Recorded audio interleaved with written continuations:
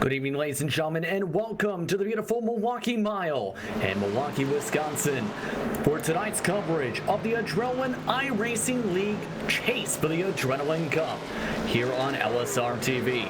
I'm Justin Bristol. On sound of the booth tonight is Nolan Rebel. Charles Wooden is in the director's seat for what should be some exciting action for these trucks tonight.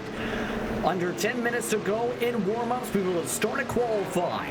First things first, Nolan, glad to have you with us for tonight. What are your thoughts on the Milwaukee Mile, one of the most entertaining short tracks in people's opinions for these trucks? Well, first off, thank you, Justin. It's very good to be here once again here on the, on call for tonight's Adrenaline Cup Series race, and I'm hoping that it's going to be a very good race tonight. Like you said, it is definitely one of the most exciting short tracks to many when it comes to stock car racing, and of course, it's a very old track too, holds a very dear place in many people's hearts, so I'm hoping that we're going to be in for a very good 200 laps tonight.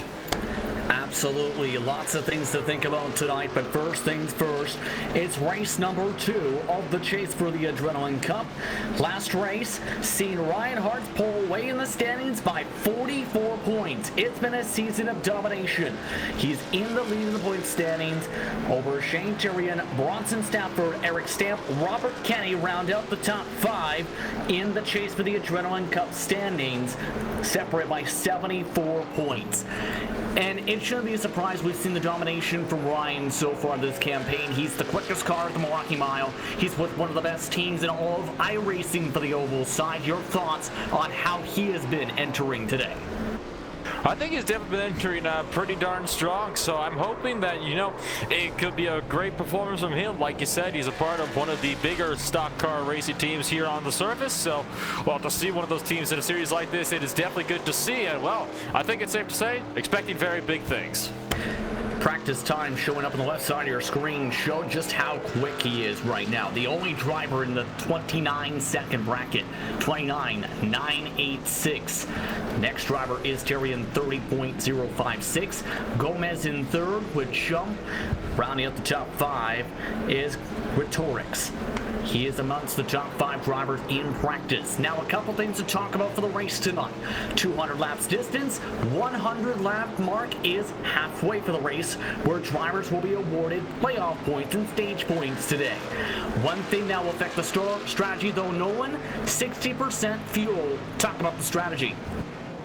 Well, 60% fuel, it's definitely going to be interesting on the fuel strategy, and the reason why administrators have, limited these trucks to that 60% mark is to make the racing more competitive and make racers have to think a bit more when it comes to those fuel strategies. Pit stops are definitely going to be a very huge factor today, especially with how difficult pit road can be to get on at a track like the Milwaukee Mile. Of course, it's not one of those traditional pit roads, shall we say, where you just pull it off the racetrack at a track like Atlanta. No, you got to manage to slot that truck right in a gap in the wall. So, well, pit strategy is going to be definitely very crucial tonight for a lot of drivers. I know a lot of them are going to be trying to manage that all throughout this race if it can run green.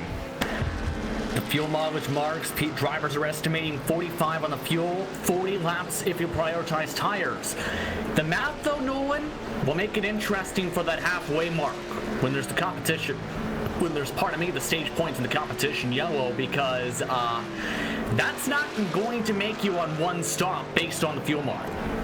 Absolutely not. You're looking at least 2 stops before the end of, this first stage, before that halfway point. If it's about 40 and 40, well, that's 80 laps. And I'm sorry, but 80 is definitely less than 100. So you're going to be putting in about 2.5 total runs if you're not prioritizing your tires, which will definitely make it interesting for not just the halfway point, but the end of the race as well here, Justin. Absolutely, it could make things very intriguing. For those that are tuning for the first time, the point structure, as talked about a bit throughout the season, these drivers who were in the top 8 to be able to lock themselves into the chase get 2 chase points for each victory, 1 chase point for each halftime stage victory. Wildcard drivers only get 1 chase point for the wins, 1 chase point for the halftime win. The chase points will be based such as this for the top 8 in points: 10, 7, 6, 5, 4, 3, 2, 1. 1 in regards to those totals entering today's round. Once again, halftime stage points will see points from 10, including the chase point, on down to 1. Laps also mean points for laps led and most laps led, which can lead to strategy calls for that. But as the clouds settle down, 4 minutes and 30 seconds until the start of qualifying, track temperature is very hot and 112 degrees Fahrenheit, 78 degrees is the air temp at the moment. Well, definitely not a cool track, despite this being set on May 15th right now. We are just past 3 o'clock p.m. local in sim time. So, well, like you said, 112 degrees, but we're hoping that maybe that temperature might actually be looking to maybe cool on down as we continue to get further into this race and we get closer to, well, racing into the evening here. Right now, still middle of the afternoon. That's what some might consider to be one of the hottest points of the day. Clouds are covering the track a little bit as the sunshine is struggling a little bit to get down to the racing surface, but I wouldn't be surprised if we saw that track temp being reduced dramatically before the end of this race. I agree with you, especially with, as you mentioned, the 3 o'clock local time. Usually by 5 o'clock it cools down on average 10 to 20 degrees Fahrenheit for the track temperatures. Clouds also help at this point, but what are some of the difficulties, in your opinion, of driving around this racetrack? Because this is a very difficult circuit when you think about it, because yes, it's a mile long. Yes, it's similarly shaped to New Hampshire. However, it's much different than any other current NASCAR circuit for these drivers to handle. Well, for one thing, it's significantly wider in the corners, or at least it feels significantly wider around the whole track, really, than it does like New Hampshire. And then you got to remember, the surface is old, and it is certainly bumpy. It's a very unforgiving track. Already, we've been seeing a lot of drivers that have been struggling throughout practice. Drivers have been getting that back end stepped out. They've been sliding around. They've been crashing into the walls and into each other. In a race like this, you're going to have to be racing that track as much as you're going to have to be racing each other. How do you feel a lot of the passing is going to be done then if you're going to be trying to get positions? Yes, but you're busy racing the track while there's, well, trucks around you. Well, I would feel like what you might have to do is, well, things might get physical. It's a very flat track, like you said, very similar in Bennington to that of New Hampshire. And New Hampshire, we've seen bump and runs time and time again there. It would not surprise us to saw that here today. Of course, you are carrying some significant speed through the corners. We've seen drivers letting off sometimes about 90 miles an hour, and then they can get up to speeds, well, about as high as 150 at the ends of the straightaway. So you are letting off a significant bit. It is still enough to try to go for the bumper run. The key point, though, is trying to get those bumper runs done without completely taking out the other driver, because that would likely lead to penalties being handed out, and that is something we certainly don't want to see, especially to a chase driver. Exactly at this point, one mistake could definitely shake up the standings, but just a few minutes before qualifying, what do you expect these drivers to do once we get underway in terms of how they will attack this racetrack? What are you expecting from qualifying?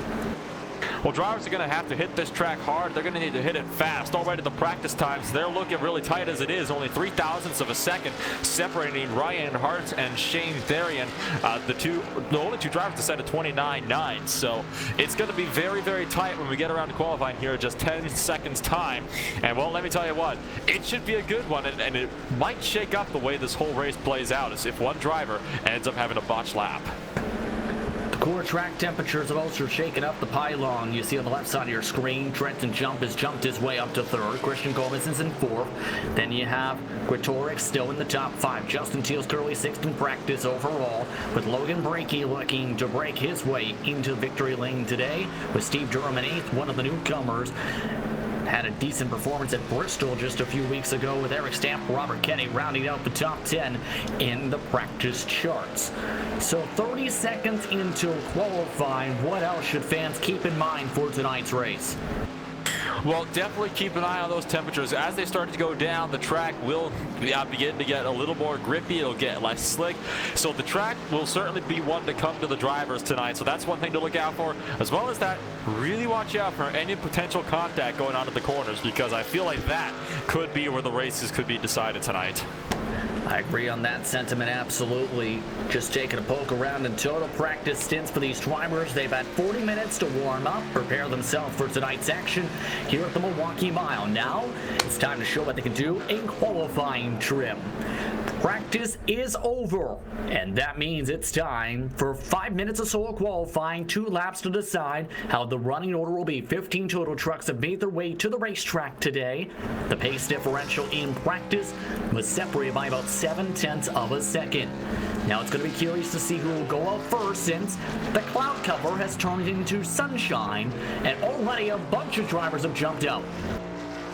A lot of drivers wanted to get their laps in early. The track did cool by just 3 degrees Fahrenheit. And while 3 degrees Fahrenheit doesn't seem like a lot, every little bit can count. So a lot of drivers clearly wanting to take advantage of, well, where the track was a tad cooler than where it was, to try to get their laps before it starts to jump back up. I'll tell you what, though, Justin, one driver that needs a really crucial race today is actually Trenton Jump. He's currently running in 10th place in points, 106 behind Ryan Hart's the leader.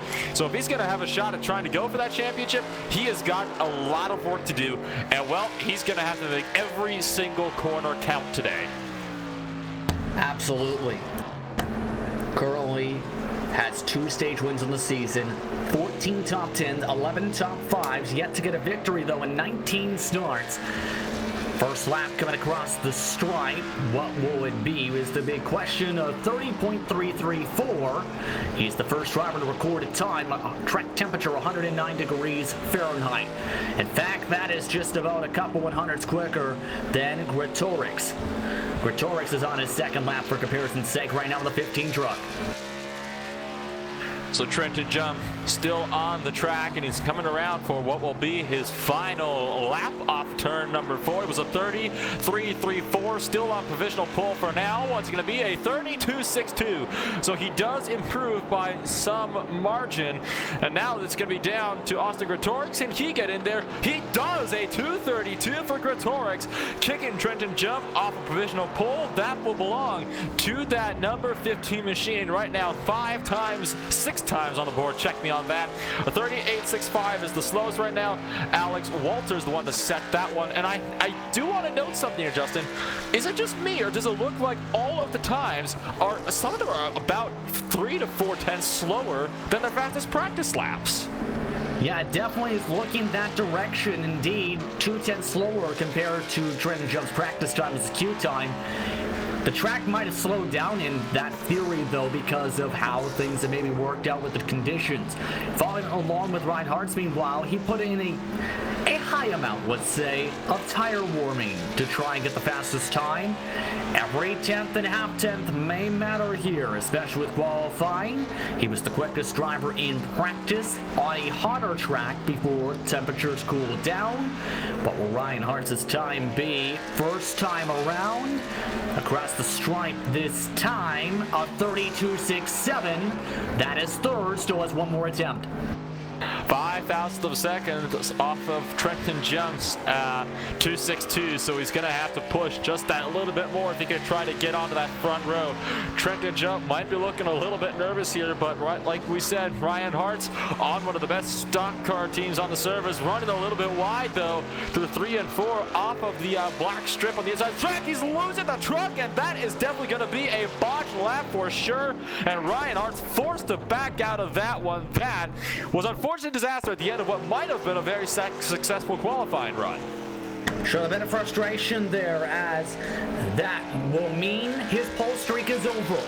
He had been the pole sitter for the past couple weeks.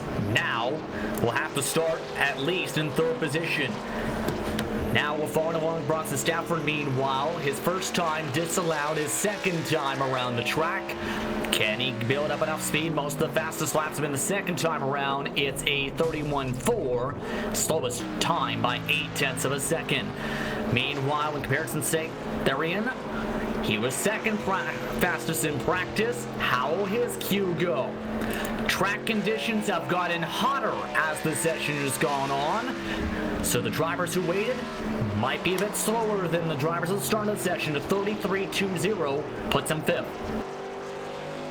Indeed, so, well, with Therian clearly not having what he might have wanted to, was a 29.989 for practice, and, well, he's definitely slower, almost by half a second, actually, down for his qualifier lap, which is only good enough for that final spot in the top 5, and, well, no other trucks are on track, Justin, so it's looking like the final 3 drivers that do need to set laps, Tanner D. Johnson, Steve Durham, and Robert F. Kenny, might not be trying to go for another spot, but in fact, Therian has jumped onto the top row with a 31.64, and Christian Gomez has jumped to pole with a 1:56. That will punch Trenton Jump down to 4th. An interesting qualifying session at the dead end of the session. Let's take a look at the qualifying results, because Christian Gomez quietly at the end of the session out-qualified Therian by 8/1,000ths of a second. In 3rd position, Rhetorics with Trenton Jump in 4th. Ryan Hartz will start in the 5th position. Have to deal with traffic early on. Justin Teal starts in 6th in row number 3. Row 4, Logan Brakey, Alex Walter. Rounding up the top 10 starting spots, Eric Stamp and Dylan Browning in the field. 11th position will see Matt Dyer start alongside Bronson Stafford. Robert Kenny with a blistering time of 4 minutes and 19 seconds. 2 drivers will start at the tail end of the field. Durham and Johnson, your 15 drivers. I have a feeling that maybe Robert Kenny might have tried to take what little patch of infield road course there is, maybe tuck some of the service roads, because, well, 14 minutes and 19 seconds, it looked like he was trying to go for what some might call a nice time there, Justin. But, well, I'll tell you what, that is not the way to go about getting pole position if he was trying to do it. I did take note that he was sitting right by that start-finish line for, well, actually most of the session as we're talking about. So, well, a bit interesting there to see from Robert F. Kenny. You wonder why he even bothered to, well, qualify at all. Maybe he was just trying to make sure that he would be first of the trucks that didn't want to qualify. Probably. May have been hoping a few more drivers would elect to start at the back. Instead, he'll start with 2 trucks alongside him. 1 more truck still has to roll into the racetrack. That last competitor is now on the circuit. Everyone will now get ready behind the official iRacing safety car for today's action. Once again, 1 mile's the distance here at the Milwaukee Mile, 4 corners here in Milwaukee, Wisconsin. Off and away will be Gomez as he falls behind the field. Very flat banking at this racetrack. Your final thoughts before the green flag drops? Well, this is going to be an interesting race for sure, because you got Shane Therian in 2nd place in points, 44 behind Ryan Hartz. He started at the front row. Ryan Hartz, though, is starting down on row number 3. So it's looking like we could have a bit of a shakeup here in the championship if more misfortune beholds Mr. Hartz, that number 3 machine. Should note that apparently his Cube run may be under review due to the tire warming as he came off the pit lane. That was something discussed in previous times in this series' history. But Gomez will get ready to bring these drivers to the green flag in the 2nd race of the chase for the Adrenaline Cup. Shane Therian starts on the outside line in his black and green truck, who will take home the victory. 200 laps, 200 miles. Buckle up, it's time to go racing from the Milwaukee Mile. Pace truck, watch is off, green flag is out, we're underway.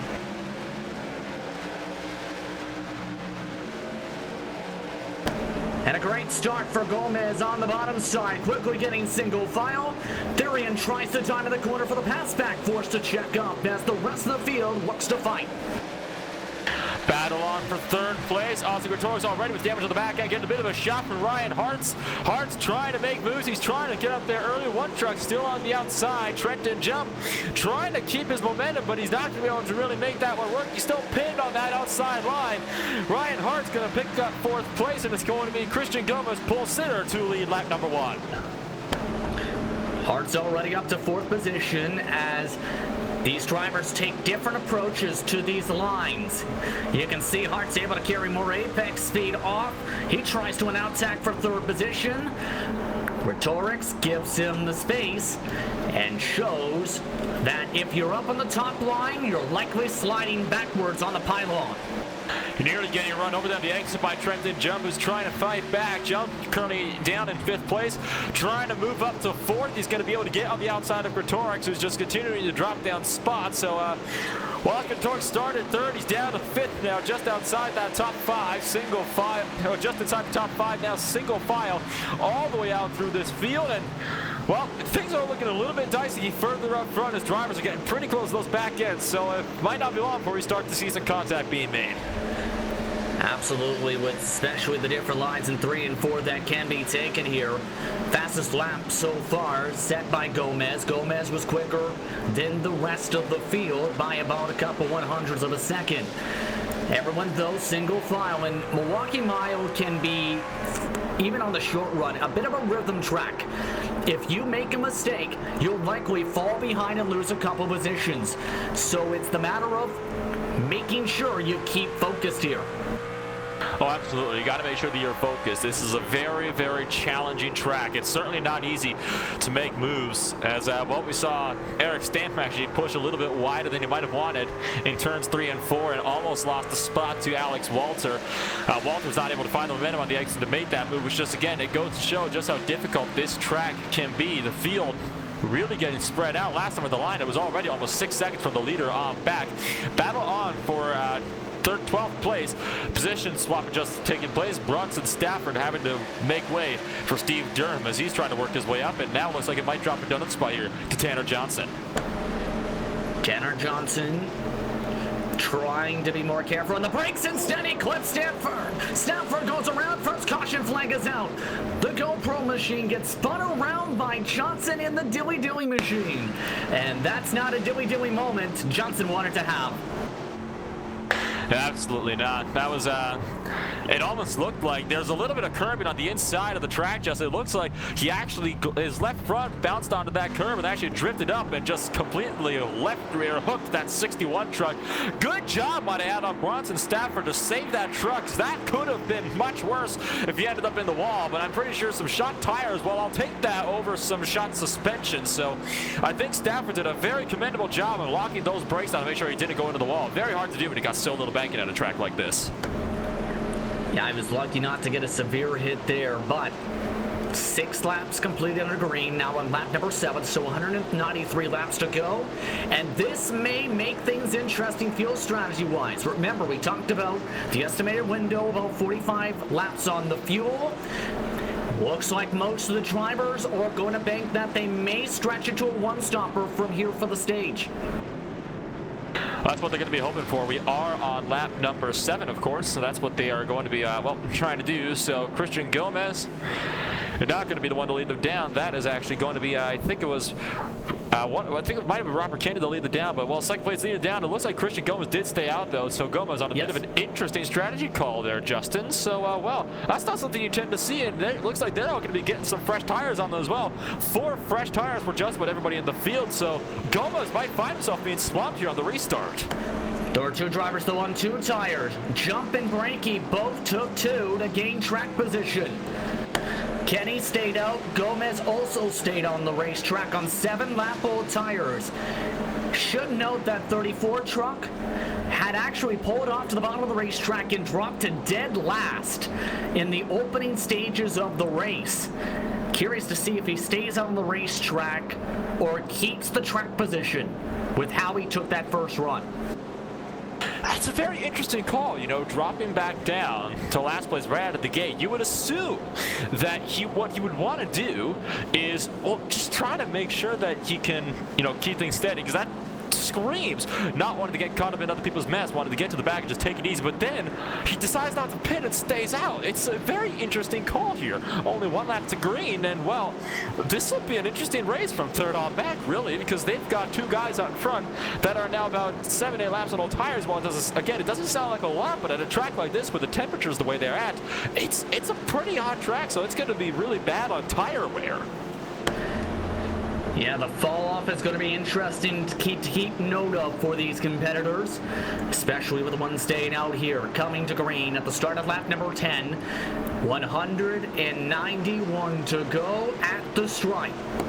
2 old tires in the first 2 positions. 2-on-2 tires in row number 2. Will someone break through the number 2 and push their way to the front? We'll find out in just a second. Pace car is off. Green flag is out. Good jump by Gomez. And already the top line with a better run. Hart's already to the bottom as he tries to attack Brakey. Going through onto the wall, big crash behind them. 2 trucks hard into the outside wall. Alex Walter flew into the wall. Matt Dyer still sitting against the outside wall. They went 3 wide trying to make it work. And well, as a replay comes on up, you're going to watch as that was a great truck. I think that was the 32 that just flew it up the inside and well, absolutely cleaned out some trucks in the back. I was going to say they went 3 wide up front as well, Justin, but that was pretty massive for for Justin Teal and that 32 machine that did instigate that crash. Big wreck though for caution number 2. Yeah, an interesting decision by Teal. It is a wide track for 3 wide, but I don't think anyone's expecting that. Justin Teal just ends up zoning out and hitting Bronson Stafford on the right rear quarter panel. By the way, in all of that, 1 truck elected to drop back, and Kenny's still in 5th on that call.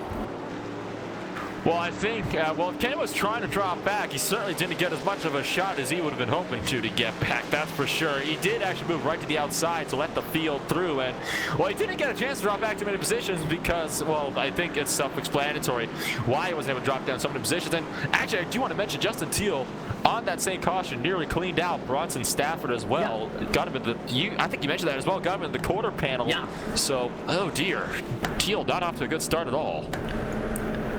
The brutal thing about that, Teal nearly pinballed his way up into Kenny. Those drivers, amongst them who were pit, 7 stayed out. They're coming in along with Gretorix, along with Justin Teal to repair damage. Walter, Stafford, Kenny also ducked down to the pit lane for service. Matt Dyer is the only driver now not on the lead lap after his hard hit with the fence after the 3 wide. Indeed, so seems like a bad start for a couple drivers, namely Walter and Dyer, they might be out of contention for the win here. I see Robert Kenny just leaving the lane as well, right following in close quarters with Walter and Teal. And you see Stafford just crossing onto the track now, as well already looking like they're getting set to might be go back racing on the next time by. It looks like they might have just gotten that 2 to green signal. So, oh my goodness. Well, this has certainly been an explosive start to this race. You wouldn't have thought you might have gotten 2 cautions before lap number 15 with, well, a 15 truck field. Yeah, this is not the start some of the competitors wanted to see for the second race, for the chase for the Adrenaline Cup. But Ryan Hartz has currently been quietly riding in 3rd position now. He's in a decent position. However, he does have front nose damage from all of the carnage so far early on in this race. The reason Ryan Hartz got the damage may have been with some of the checkups early on in this race already.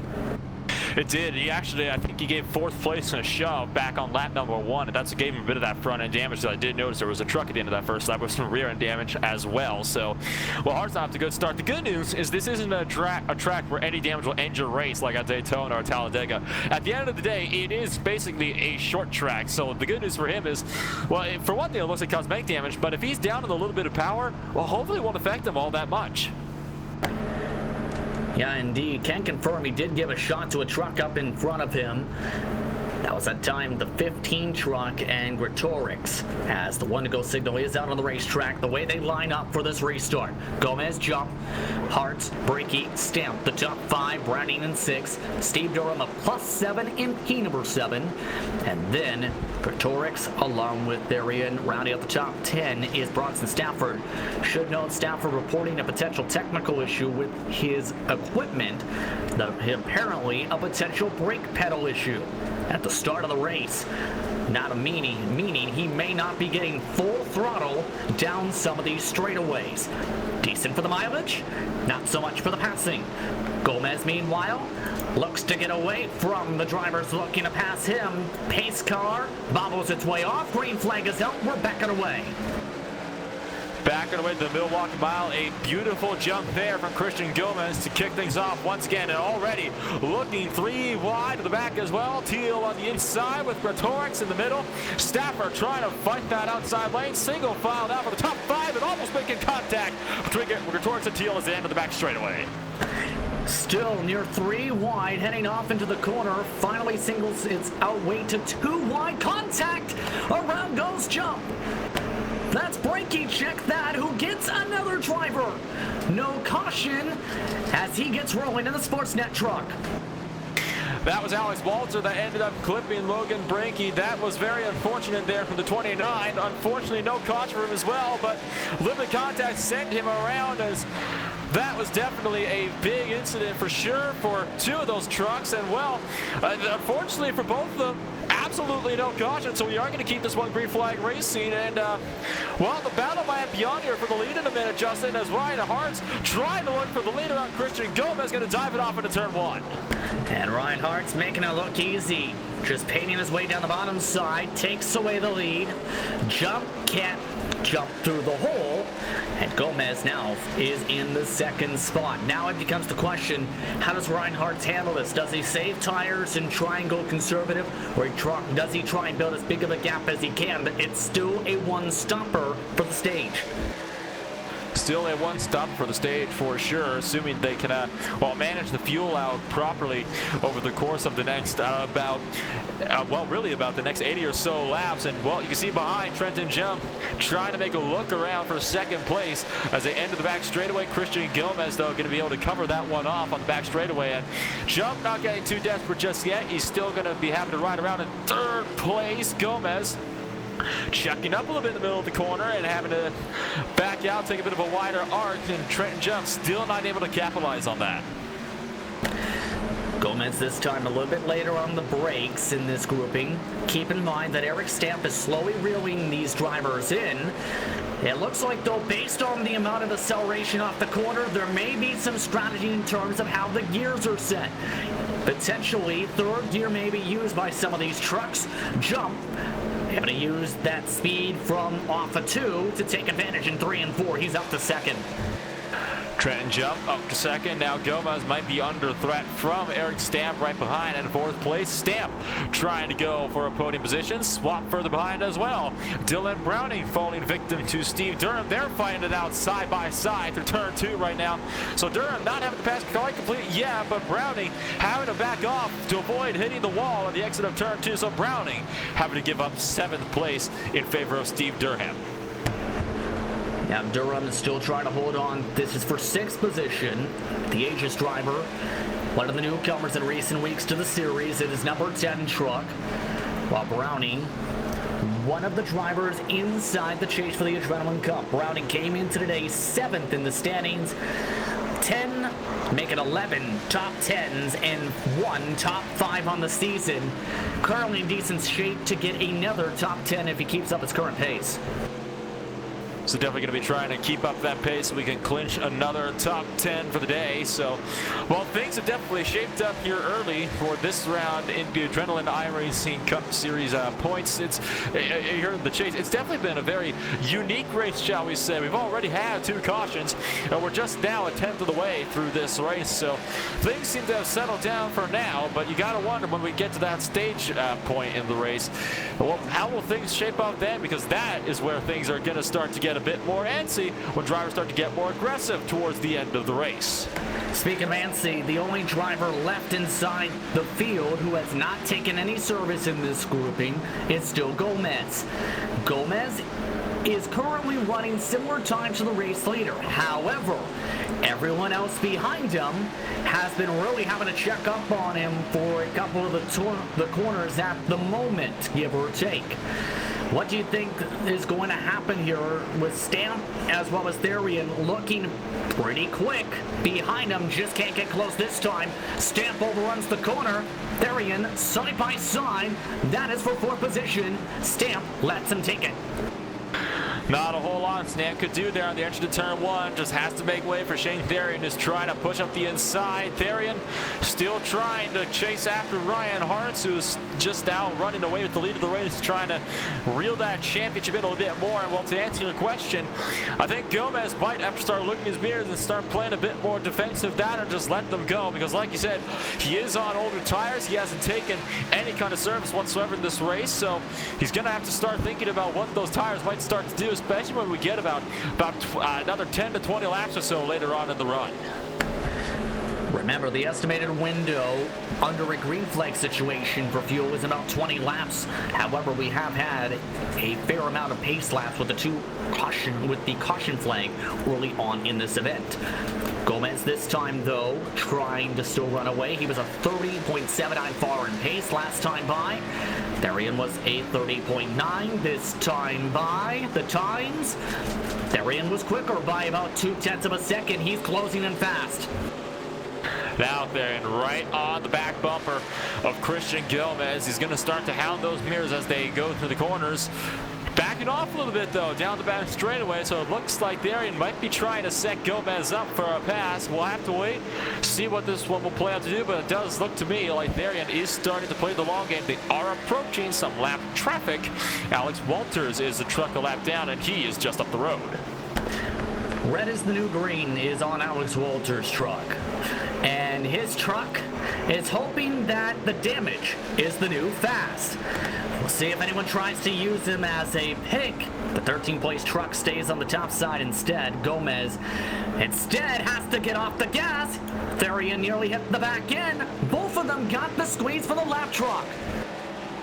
Looked like Gomez had to drift up and started to lift off to avoid completely taking out Alex Walters in the middle of 3 and 4. But now that they're through, they're going to really focus trying to get the power down to get around him again, almost running through the back end. There he's got to find a way around him because at this point, that number 38 is just being held up by Gomez here. Yeah, I agree with you at this point, and it shows how much the speed may be off with how much jump is run away from these two. Therian still can't find a way around. It just seems like that apex speed, because he has to check up so much, is hurting him. It looks like he's going to try the different motion here. Might try and bank it off the corner. Go for the diamond. Has to cut the corner again and check up because the diamond is covered off. That's the one good thing about Gomez right now. He's really playing this defensive strategy perfectly. He knows that the only way, realistically, Therian can get his nose in there with what he's doing right now is if he were to dive it up the inside. And that time, there was definitely contact there, Justin. Shane Therian getting a little impatient now, trying to get on Christian Gomez. I was just saying how Gomez was trying to keep that apex covered to make sure that Therian could get the over-under. It sounds like Therian's just about done playing now, though. Still falling on board from the roll bar of Therian as he tries to wheel his way forward, looking for third position. Just listen in on how much he's having to work this race car on the throttle. So much off throttle time this time.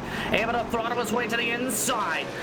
Side by side for third position down the front straightaway. Yes, there goes Therian for the spot. Gomez not challenging whatsoever. He might try to go for a cutback here in turns 1 and 2, but he just doesn't have the speed to make it on those older tires. Gomez is, his cornering speed is really what's killing this race here. He's down to 4th place now, so he's out of the podium position, and it probably won't be long before Eric Stamp starts to reel him in as well. Quietly as well, Steve Durham is also closing in. Durham, though, was about a 10th off of Eric Stamp last time by, and will need the fight to continue on with Gomez in the fresher tires in this field to get some luck to reel in. Start of lap number 32, 168 to go this time by. And what has been an interesting event so far as we approach the tire window in about 10 laps or so, give or take. Your thoughts so far, Nolan, on this race? It's certainly been a good one, that's for sure. You come into a race and you just kind of wonder, how's this one going to play out, especially when it's at a short track like this. And right now it certainly is playing out. It's playing out pretty dramatically here so far, that's for sure. And you got to think Christian Gomez is going to have to come down first. What about those other trucks, though? They might be able to actually stay out for about 5-10 laps longer, because they did come down for service on the first caution on lap number 7. Gomez did not. He didn't come down on that second caution either. He's been running out front this entire, so he's been running just out in this field this entire time. It looks like he's had enough. He's bringing it down to the pits. So this is an interesting scenario here. Looks like he's going to maybe go for the two-stopper. 33.66 technically would be the math. But this is a massive undercut by at least 7 laps minimum than I think anyone in the field was expecting. So you got to wonder if maybe there's a strategy here that Christian Gomez is trying to play into. Right now, he's just 6 laps off of what would be a 40-lap fuel window, which is what we were kind of expecting. Obviously, it's going to be a 4-tire stop for him. He's going to have to take the 4 tires.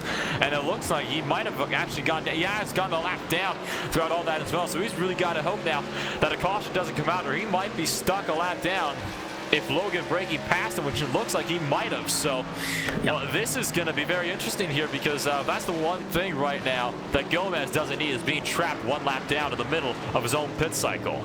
Steve Durham has also ducked down to the pit lane, so he's gone for the undercut strategy in the 2-stop window. So an interesting call for the 10 truck off and away himself as well on 4 tires in fuel. Everybody else continues to chug along as the leader continues to stay in traffic.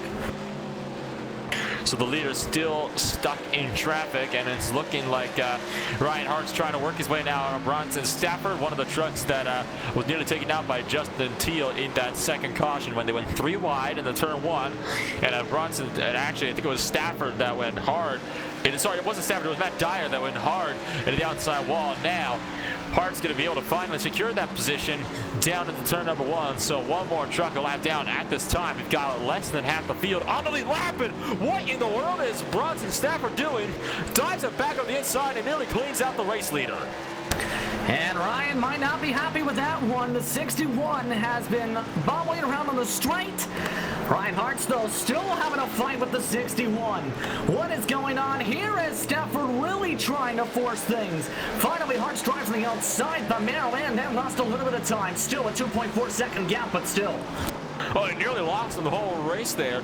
I have no idea what the heck Bronson Stafford would have been thinking, as now Stafford's nearly getting cleaned down by Breaky. And now Bronson's actually slowed up as well. He's had to let Christian Gomez through.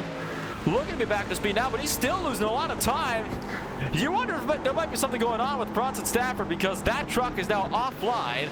I wonder if he was trying to stay on the lead lap, but it was a pretty futile attempt, if you ask me. Yes, something has to be up with the equipment on Stafford for him to be all over the place in these corners like he has been. Just minor right rear damage for the contact in the first cautions of the race when there was that 3-wide move.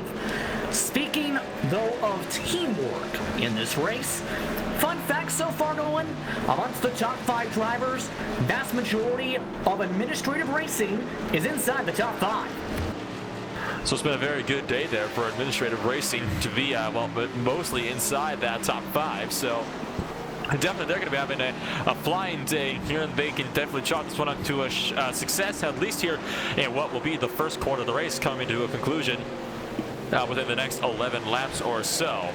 Well, Ryan Hart's still continuing to pull away with that lead. It was 2.7 last time at the line, so gap just continuing to grow exponentially, about a 10th a lap it looks like.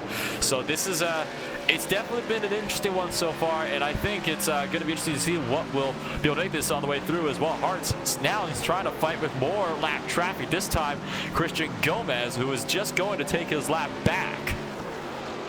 That just shows how much time can be lost with one pit stop sequence, but Gomez is in a situation, though, Nolan, where he might inherit the race lead if it stays green in the pit stop cycle. The problem is the fuel is still out of range by a significant margin to make it to the end of the window. Oh, absolutely. He's pitted, quite a few laps to go, so he's going to be at the very least a good 30 laps down for being able to make it to the end of the stage. So he's going to have to make one more stop at least in this stage. Well, not at least. He's going to have to make one more stop to make it to the end of the stage. That much is absolutely crucial. So he's going to have to try to find a way to maybe get the strategy working. Maybe he already has a strategy in mind. Well, obviously, we probably don't know what it is, but you got to have a feeling that with him electing to stay out on the first and second caution. He's got to have some sort of a plan in mind to allow him to try to find his way up there. Looks like we might have pit stop starting to get underway though. Eric Stamp coming down to the lane. And Eric Stamp locks it up and spins around. You mentioned the difficult pit entry. Well, there's your example right there as he nearly puts in the wall and a second truck is going to have to get by him. Well, not just that, but he actually nearly hit that wall on the entry as well. So that was a couple of very close calls for Eric Stamp. Luckily, no damage on that truck. He's managed to get this one all settled. Dylan Browning is in the pits as well. Matt Dyer just had some struggles in the pits as well. So it looks like Matt Dyer has just now left the pits. So good on him to get out of the pits. Finally rejoining the racing surface. Got one other truck down in the lane as well, just entering their box. That's Logan Breaky that's in the pit stop. That's in his pit box as well. So, well, seems like our pit window is very much open here. Very open for some of these drivers, some of the administrative racing members. Still getting service. All of Reinhardt to stay down the racetrack. Remember, he was one of the drivers who pit on lap 7 under the first caution flag, which put him in the very close window to stretch it on one stop in the stage. However, he would have had to save fuel in the next few laps towards the checkered of the stage.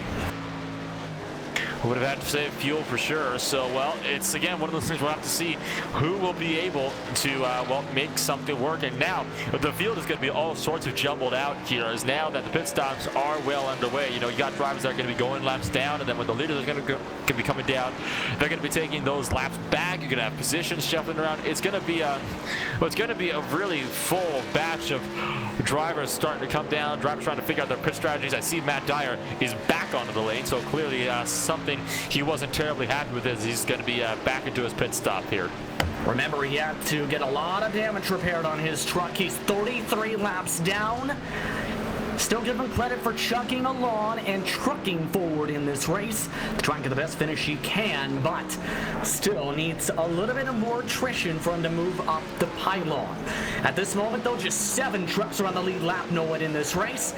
The battle's heating up for 5th. Kenny, he's starting to fight. Indeed, Robert Kenny starting to pick up the fight against Austin Gretorix. This is, again, like you said, your battle for 5th place. Kenny started near the back of the field with a 4-minute and 19-second lap. He attempted to drop right to the back on the first caution, which he did successfully. He was up to 2nd on the restart, dropped to 5th on that same restart right before the next caution. Now it seems like he's finally wanted to fight for positions. Maybe just needs some time to get used to the track. He was one of those drivers that was struggling significantly. And now it seems like the track is coming to him. Robert Kennedy isn't trying to fight Austin Gretorix. First retirement of the night, though, Justin. Matt Dyer, well, he's taking it behind the wall to the garage. I think he'd seen how the race was currently playing out, and knowing he needed a lot more attrition, was not getting it early on in this event. And now he is the first DNF, as you mentioned. Brownie is now the last car running 2 laps down after his pit stop window. To the inside goes Kenny. This is for currently 4th. Move Kenny up 1 more spot. Gretorix just gave him the position and then some. Yeah, I feel like Gretorix definitely let him off easy there. He didn't try to fight that one too hard. And well, if you look at Gretorix, you'll see that he does have left front damage on that Toyota Tundra. So it's one of those cases where it looks like the damage might have been affecting his corner speed because it is significant, whereas Kenny has got a completely clean truck. So I think that was pretty much what happened there. Gretorix definitely let him have that one easy. Yeah, they are teammates, mind you, for Sky Motorsports. You don't want to hold up your teammate, do you, Nolan? No, absolutely not. We've seen in both real-life racing and examples that I don't think I need to reference, and in sim racing so many times that, well, we know the consequence that happens when you start to hold up your teammate. It usually ends in a fireworks show that everybody else, apart from those 2 teammates, like to see. Absolutely. As someone who has seen those types of moments, it can be very tense. Speaking of tense, Walter tried to pass on by Kenny and made things very interesting down the front straightaway. Still able to keep on chugging along. So, at this moment of note, Gomez, Gretorix, Kenny, they're in jump hearts all on different strategies. Remember that Gretorix topped off on fuel after the 3 wide move, that damaged his left front of his truck. Everybody else has only made one stop of this race, whether it was under the second caution or the first caution of the race. The distance, though, Hartz and Jump went in caution number 1. Therian Kenny went on caution number 2, Nolan. Indeed, so, well, seems like some drivers are definitely completely off cycle. We'll have to see if those cycles will get back on the same track once we reach that halfway point. But for now, I am starting to notice a little bit of a pattern as well. We got only 6 trucks on the lead lap now as more drivers continue to pit. It was just a Teal to come down last, but I am noticing that a lot of those lap trucks are beginning to pick their way back through the field, and they are beginning to pick off those lead lap trucks that still have yet to pit. So the fresher tires definitely coming into play as some of those lap trucks trying to go for those undercuts on the leaders, definitely making their up time, and they could find themselves up into the top 5 by the time this whole pit cycle cycles through. The interesting fact as well to think about, Justin Teal is currently 1 second a lap quicker on fresher tires than Ryan Hartz is on his older tires in this race. So that's how things are cycling through, with the drivers now approaching the edges of the fuel tanks, maybe, give or take. We are approaching that window too, where it was estimated you can make it on the fuel in about 2 laps or so, give or take. Here the Milwaukee Mata in the stage. Ryan Hartz, he's now in. Jump is also in. So the top 2 drivers down in the pit lane. This is where things are going to start to get shaken down. Shane Therian, he stayed out, so Therian is going to inherit the race lead. Robert Kenny up to 4th. He's going to be promoted to 2nd place now from all of this. Ryan Hartz going to be taking 4 tires most likely, and it is going to be 4 tires for Ryan Hartz. It'll also be 4 tires for Trenton Jump. Hartz is off and away. Now we can wait and see where everybody's going to get shaped out. It looks like Justin Teal might have found himself back on the lead lap from this. A lot of drivers are going to find themselves on the lead lap from this as well. Yeah, I'll be very curious to see where he cycles out. The thing is, Teal cycled behind Jump and Hartz in the running order. Amongst the drivers still a lap down, Bronson Stafford, Eric Stamp, Tanner Johnson, all amongst themselves 1 minute or less behind, along with Tanner Johnson. Stamp is making a move, as you see, on the 61 truck to make a pass for 9th position. He is in the current lucky dog spot, should note. That is pending how this strategy continues to play out as the rest of the drivers still have a couple laps or so on the fuel. Well, Bronson Stafford, not a whole lot he could do against Eric Stamp, so Eric Stamp is going to have 9th place secure. So like you said, Stamp in the lucky dog spot, he probably would have been higher, but remember, he had that trouble with that little spin on the entry to pit road. So that's one of the reasons why Stamp is still a lap down, because he lost at least 20-30 seconds at the pit stop, which is definitely enough to put you down a lap. So well, that's why Stamp is a lap down. In all honesty, if he didn't have that spin, it probably would have been Bronson Stafford that would have had that lucky dog position. Into the pit lane, it's Clitorix. He's now one of the first drivers on the 2nd pit stop strategy to come down for the 4 tires and fuel. That leaves just Therian and Kenny yet to pit during this window. Here's Therian. Looks like he's coming down. Yes, he is. Very conservative on the entry. Therian not wanting to take any kind of chances, and it looks like Robert Kenny is going to inherit the race lead for the first time tonight, and he'll be able to take over the lead of this race. So this is exactly what Kenny was wanting to see as well. He's going to be he's going to be looking very, very clean on that exit if he can keep those lap trucks off him, because he does still have that lap traffic, which is on fresher tires behind him, that he's going to have to look out for as well. Tanner Johnson is also down to the lane. Yes, indeed, the 23 truck is now into his stall. Question is, will Kenny join him this time? Yes, indeed. So Kenny is in, and Stafford also comes in this time by. So now the card games begin, because Christian Gomez has inherited a 6-second plus lead on the racetrack. He, however, is amongst the undercut strategy with Steve Durham. Problem is, for Durham's case, he's already behind Hartz and Jump. Gomez, he was able to jump in front of Hartz and Jump. What his strategy call for now? It's going to be an interesting call for Gomez for sure. He's at the point now where if he were to come down right now, he would absolutely be able to make it on fuel, but he would be putting himself a lap down in the process. I think right now he's committed himself to a strategy, and at this point he's got to try to fight that strategy right out to the very end. And I know a lot of drivers on the field have already tried to stretch out their runs as it is, because they're trying to make it to that halfway point of the race where that stage is. They can all then pit under the caution.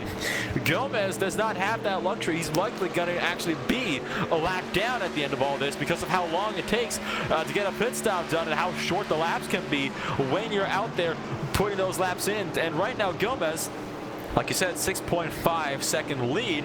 That lead might start to shrink though, because Ryan Hartz is going to be on more considerably fresher tires at this point than Gomez is, because they pitted about, what was it, about 7 laps apart from each other thereabouts? At least, minimum. It was more so 10 plus, because remember Gomez pit at lap 33. Durham came the next time by. Durham is actually in the pit lane right now, so he is gone to the 2-stop strategy for the stage.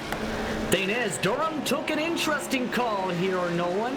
2 tires to try and bank on more time. He'll still go a lap down, but it's less time lost in 4. However, he's going to have massively different handling than many of these trucks. That will also put Durham, though, in the lucky dog position. It means that he didn't give Logan Brakey enough time to get around him.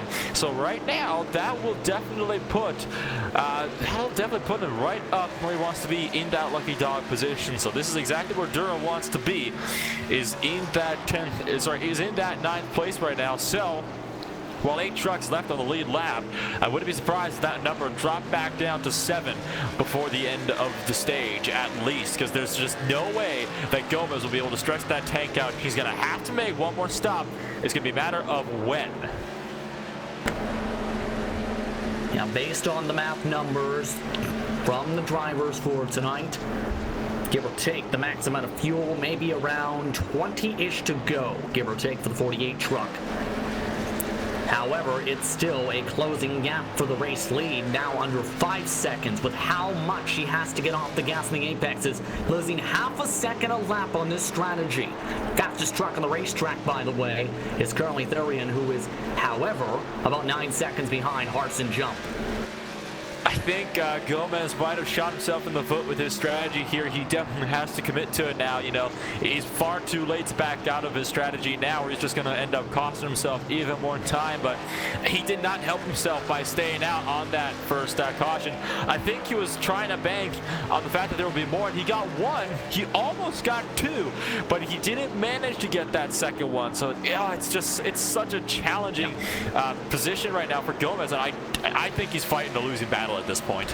Speaking of fight, second place has just changed hands. Trenton Jump has moved by Ryan Hartz, this time by. All of a sudden, Jump is the quicker truck. Last time by was half a second faster, had been about a 10th or 2 quicker than the 3 truck a couple times ago, and now Jump's in a big time battle, still 4 seconds back to Gomez. These are 2 chase drivers that are due battling for position. You got your leader, or your points leader, Ryan Hartz, and you got your 10th place runner, Trenton Jump. These are 2 drivers. There's Gomez. Gomez is in. Now move Jump and Hartz up into the lead for the top 2. Therian will jump up to 3rd as he passes by. So Gomez can only make it to lap 68 on the fuel. He'll put 4 tires, it appears, onto the race truck. But that means Jump inherits the lead, and whatever he did to that truck, he might have found something that works. He picked the same time as Ryan Hartz in the pit lane. Christian Gomez, an interesting call. It was not 4 tires. It was 2 right sides only. Did not take left tires on that truck, so it looks like Gomez trying not to go a lap down here. So, well, that might have worked out a little bit there for Gomez, because I don't think he went a lap down the rest of all night. In fact, he didn't. If he took left tires, he most certainly would have gone a lap down. So that is actually played out perfectly for Gomez if he was trying to stay on the lead lap. So he's trying to hope that maybe he can manage to hang on with 2 fresh tires to the end of the stage. Eric Stamp has to come down a second time in the 53 truck, so he's now taking more service. He was one of the drivers who would have been close on fuel in the stage, and now he comes down in the Taco Bell machine. So that means he'll potentially lose his lap this time by to Jumpin' Hearts. And it will be 4 tires for Eric Stamp to take things for him, and he's going to be leaving the pit lane now at 14.77 for that 4-tire stop there for Eric Stamp. So, well, I think it's time that, well, actually, the battle for the lead is all but diminished because Trenton Jump gained almost half a second on that lap alone, and part of that's because Ryan Hartz just had to yield for Steve Durham, another truck that's a lap down. So Hartz, he's losing spots, and at this point in time, he's got to make sure that he doesn't lose too many spots. Of course, that was a truck that was a lap down, but he might need to be careful that he wouldn't be backing himself up into 3rd place, because right now he's only separated by 44 points between him and Shane Therian, one of the trucks that's trying to run him down. Therian in 2nd place in points. There it is, slowly but surely reeling them in. 8/10 gain last time by. That's still a decent amount of time gained here on this racetrack. But I'm interested in this, Nolan.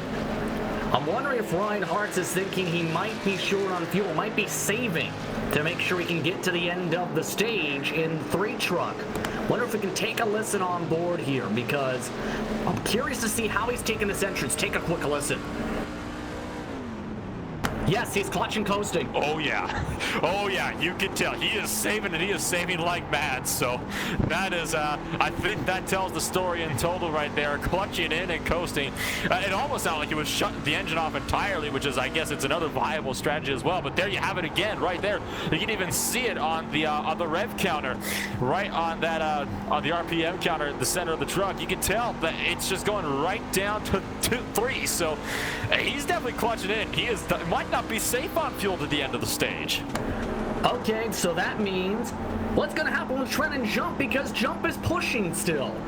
Can Jump make it now is the question, since Ryan feels he can.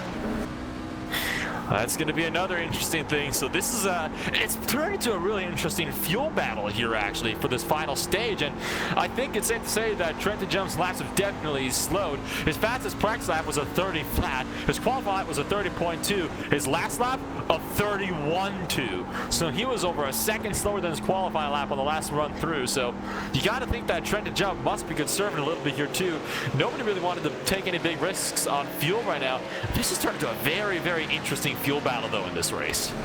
It's become a fuel mileage race for stage 1. Justin Teal is in now for a 2nd pit stop this green flag run.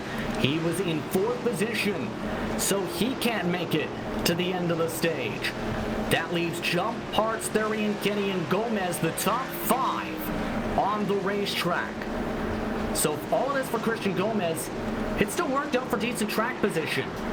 The thing is, he's going to need a few more drivers to run out of fuel for him to move into a potential stage victory in his 5th start of the season. And you know, there are a couple trucks that are actually clear on fuel, and they're going to try to make a look for it. Back number 10, though, big contact in turn number 1. Stafford and Stamp making contact. They're still rubbing against each other, and the 29 got sent around, and it just got all sorts of physical for P number 10. And some drivers not happy. Let's take a look at what happened. This is Bronson Stafford's 61 truck. Happened the lap after this. Stafford was in 10th position. Logan Brakey is now in 11th position after the trouble. They also had Eric Stamp trying to get by these trucks. And remember, Stafford's been having technical issues much of this race. And now let's see what happened. Would be right in this corner as Stamp tried to get by. Stamp tried to get by, and Stafford tried to block him and make contact with the 29. The 29, beautiful save there from Brakey, and then another beautiful save there from Stafford. Stamp was not looking for anything. He was not willing to let that spot go, so that would promote Eric Stamp up into 11th place for the race. Bronson Stafford is down. He did come down to the lane, so, well, Stafford clearly had to make that move down low, so misfortune there for Bronson Stafford, and, well, this was it was just all sorts of unfortunate there for Stafford as that is promoted. Eric Stamp. Oh, caution is out. Walter has crashed. The caution is out. Everything has just changed. What happened to Walter? And he had been squeezing a bit off the exits and collected Therian as well as Teal. That's second place in the in the chase right there. So Shane Therian, this could be detrimental for his championship hopes today here, Justin. Right on board, there you can see nothing that Walter could do. The 38 just squeezed him right up the track, and that caused a major 3-truck pileup on the front straightaway. This has definitely changed everything. This has trapped a lot of drivers a lap down now. Steve Durham, he's going to get that lucky dog here, but my goodness, this has just changed everything when it comes to the fuel strategy. I would not be surprised if we saw just about everybody trying to come down, while others that just did come down might try to stay out to see if they can pick up the stage win. Yeah, they can make it on fuel from here. There's been a massive amount of runs, though, for these drivers. Remember, some of these drivers are on 30-plus lap old tires. Jump moving its way towards the side of the track, and off and away goes everyone, as we expected on some of the older tires. Just 6 drivers are on the lead lap. Make it 7 with Durham getting the lucky dog, but my goodness, what a way to change this race. This has definitely just impacted everything. And, well, Alex Walter given an EOL penalty, no doubt, for bringing that yellow flag out. So, very unfortunate for Alex Walter. And, I don't know. If I'm being honest, I'm not quite sure about that call. I would argue that Walter didn't have a whole lot he could do. He was being squeezed in against the wall. So, I don't know. That's a tricky call for me, Justin. Here's interesting calls galore. Jump took 2 tires again. Therian stayed out, but still has another lap where he can duck down. There was also 2 tires from Gretorix. Everybody else took 4 tires in that service window. So you're telling me this has put Shane Therian potentially in the lead unless he comes down here, and it looks like he might come. Yes, so Shane Therian is coming down. Yeah, that would have been suicide in the lead. Yeah, I was about to get really confused there because I could have sworn that he was caught up in the middle of that wreck. So, well, this has certainly changed a whole lot about this race, as well, Shane Therian was scored as the leader, but now that's going to go to Trenton Jump. You got 4 drivers here. You got Logan Brakey, Eric Stan, Tanner Johnson, and Dylan Brownie. They're all going to get laps back because they were in front of the leaders when they all pitted, and right now Trenton Jump is sitting in the 5th truck in line. So you have 4 drivers that are most likely going to get their laps back here. Yes, indeed, right now. So we try and take a look at the incident once again for the blimp. And Walter had some technical issues where he bounced off the walls. Indeed, I was noticing that, and that was just after he was given an EOL penalty as well. He had gone way to the inside and then back up into the outside. So, well, some misfortunes there, it would seem, for Alex Walters. It's certainly a tough call. It's not what you would want to see, but you got to wonder if maybe it was on some potential, some frustration, but it definitely looked like technical issues. The truck just didn't steer, and he certainly wasn't in any hurry to slow the truck down. What little had to be slowed down to avoid hitting that wall. Well, now with 1 lap to green, 4 trucks are going to go by to get their laps back, and Shane Therian just now coming out of the pits and just barely making it out before that pit road closed as well. So Shane Therian luckily going to stay on the lead lap in the case of all this. We're going to have 9 on the lead lap when we take the green. So to reset, here is how this is going. Jump, 2 tires in first. Hartz, 4 tires in second. Gretorix, 2 tires in third. Kenny, 4 tires in fourth. Rounding out the top 6, Gomez on 4, Durham taking damage repair and tires. Eric Stamp, Logan Brakey, Therian Johnson round out the top 10. Will it be a Bud Light moment for Jump? He was fast, but he wasn't saving fuel in the last stint. Who will have the better pace? Coming to 117 to go, green flag is out. Trenton Jump, not as good of a start this time. Brian Hart's around the outside line, trying to fight on. Not going to be able to get that one to work. He's going to have to slot in between 2nd and 3rd. Oscar Gretorix going to be the one to pick up 4th place. Kenny, all sorts of loose on the exit of the corner. He's going to fall victim to Christian Gomez. Jump moves up to the top. Hart's on the bottom. They'll also have to deal with Walter, who's just up the road from these drivers. Walter ducks in the pit lane. Hart moves to the lead. Well, Kenny bobbles behind him. Kenny spins around on the front stretch. Caution flag is out. The 34 truck having trouble in the astrogating machine.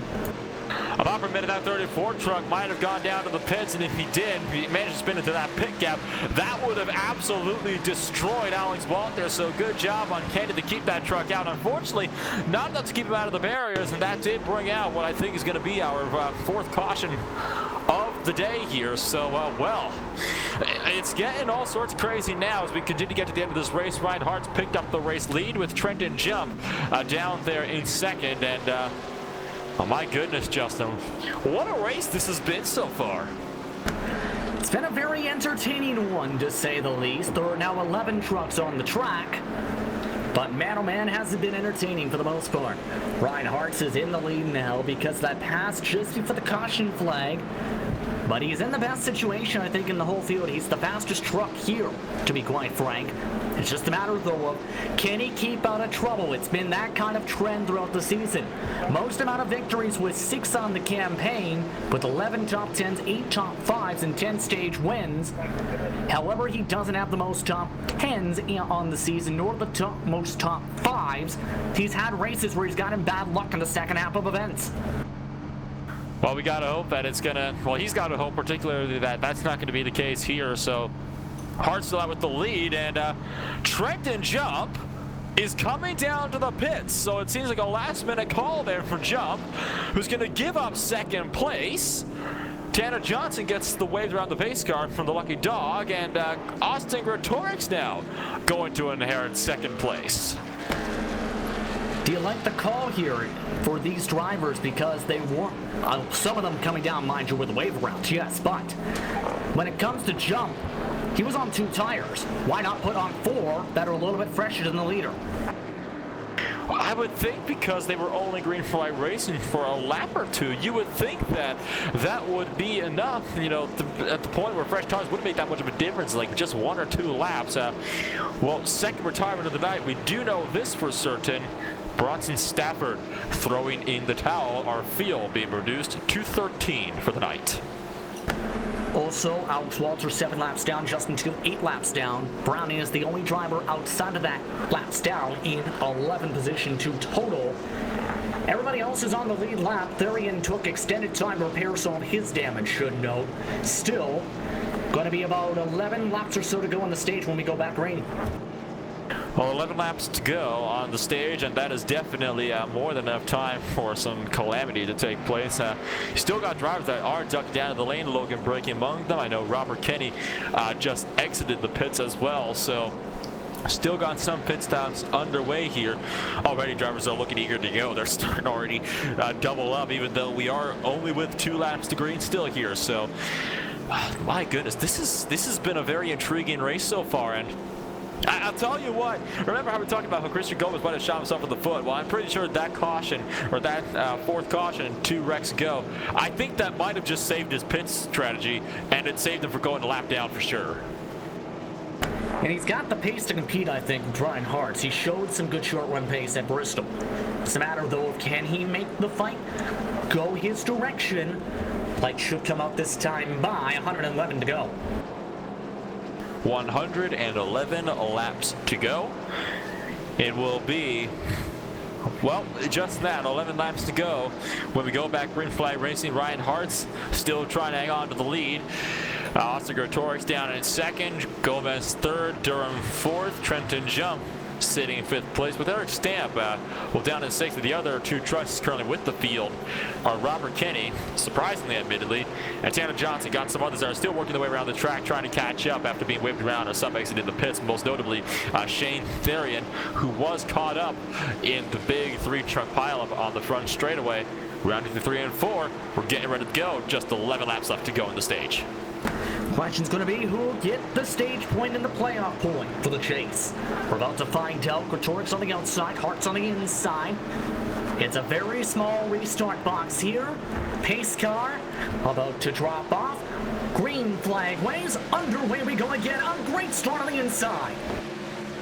Beautiful start for things to start to get going. Things are looking a bit tighter. Therian came out the field with a huge head of steam. He almost plowed through one of the trucks behind, but managed to keep it all safe and sound. We're going to be single file for the top 3, but battle on for 4th. Trenton Jump trying to find his way up. He's going to duck underneath the 10 truck of Steve Durham. Durham trying to fight the outside, looking almost 3 wide, but Jump still going to keep it in line. He's up to 4th. Jump showed he's got some speed already in line. Has Gotoric's very defensive line, a very flat entry. Will Jump try and diamond it off the corner? Gotoric's, though, protects the rumble strips in 1 and 2. He's really trying to hold on to that batter truck. Jump is not having it, though. He's going to get that move done here in turn number 3 if he can get this secured. Oh, getting it back in, stepped out just a little bit. Hang on to it. He's got it settled so far. Clear off the corner, right up to the wall. And now Gotoric's going to fall victim to Steve Durham. He's trying to make it work as well. Eric Stamp behind in 6th is also looking racy. There goes Durham. He's now up to 4th. Stamp flicks it forward to the top 5, and Kenny now has a chance to also make a move. So this has not worked out for Gotoric's, especially with that significant left front damage that's been hurting him all race, and we're seeing the example here. No, I think Gotoric's has to get that damage fixed. He's going to have any kind of speed. He's just losing spot after spot.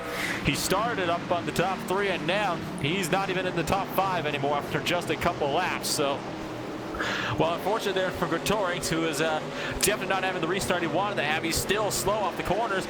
Might have to go defensive if he wants to defend against Tanner Johnson, but he is going to try to look defensive, trying to block Johnson down. Johnson might not be terribly happy with that, getting a little bit of mirror driving treatment there for the 15 as they enter turn number 3. Well, that's not a deal moment for the Bud White truck behind, as Gotoric's currently hitting about 149 miles an hour at the end of the straightaway. Still, hold on. We got trouble in turn 4. Alex Walter has just binned it, and he binned it pretty big. It might have looked like clipped the grass over in turns 3 and 4, lost the back end, and made some didn't make contact with the wall, but that number 63 truck has just gone from bad to worse. Yeah, it's been a very rough day in the office for the Mountain Dew truck of Alex Walter. Not a race he's going to want to remember by the end of this. He's still got about 106 laps to go overall in the race. Gotoric's is currently in a fight with Kenny, and there's the view of Walter now snapping it. And Robert Kenny, having some misfortunes of his own, ended up tagging the wall while trying to push for a move around Eric Stamp. So a little glance off the wall, but that's all it takes. He's got that right side damage now, which is going to hurt him so much more. He's dropping back spot after spot. Tanner Johnson is through. Shane Therian is going to be through. Dylan Browning might try to capitalize on all this as well. We're out now with, less than 5. Not less than. We are at 5 laps to go in the stage as, Kenny bailing out of turn number 1, not wanting to take too much of a fight to the other drivers. Kenny's been very conservative this race, and he's been showing it. He's looking to go back to the aggressive, though. That 12 truck of Browning is not for position, so Browning lets him go up the inside, it appears. Coming up 4 laps to go until halfway in this race. Reinhardt's fastest truck on the track by a couple tenths of a second, and has grown his gap over Gomez now to 9 tenths of a second. So 9 tenths of a second, and it's still growing, trying to find something to work. It's going to be the question, though, will he be able to continue to make this work as we continue to, file things out? So right now, Hartz has been in complete control of this race whenever he is up in the lead, and he's still getting that gap to hover at about a second here. He's been doing a very, very good job, though, of keeping in control of this race whenever he is running out front. Battle on for 6th place on the track. Gotoric's managed to get a move done around Johnson. Johnson having to drop back, and he's lost the spot out to Shane Therian as well. Side by side is the battle between Johnson and Therian. That's for 7th position. Johnson really trying to charge hard. However, up out of them in towards the marbles he goes, and the 38 truck is up to 7th as they continue to fight. And Gotoric's is just hoping, please keep fighting. Johnson keeps the fight going on the bottom side, but there's the outbreak on the outside line, and a little bit of a squeeze. Oh, and a shot from behind as well. Robert Kenny making a big contact there with Tanner Johnson.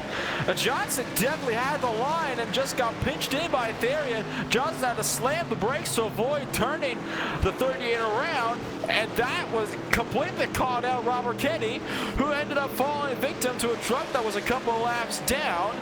with Dylan Browning over there in turn number 3 as well. So, well, it's just all gone wrong for quite a few drivers. We're now on the last lap, though, with this first stage before we hit that halfway point.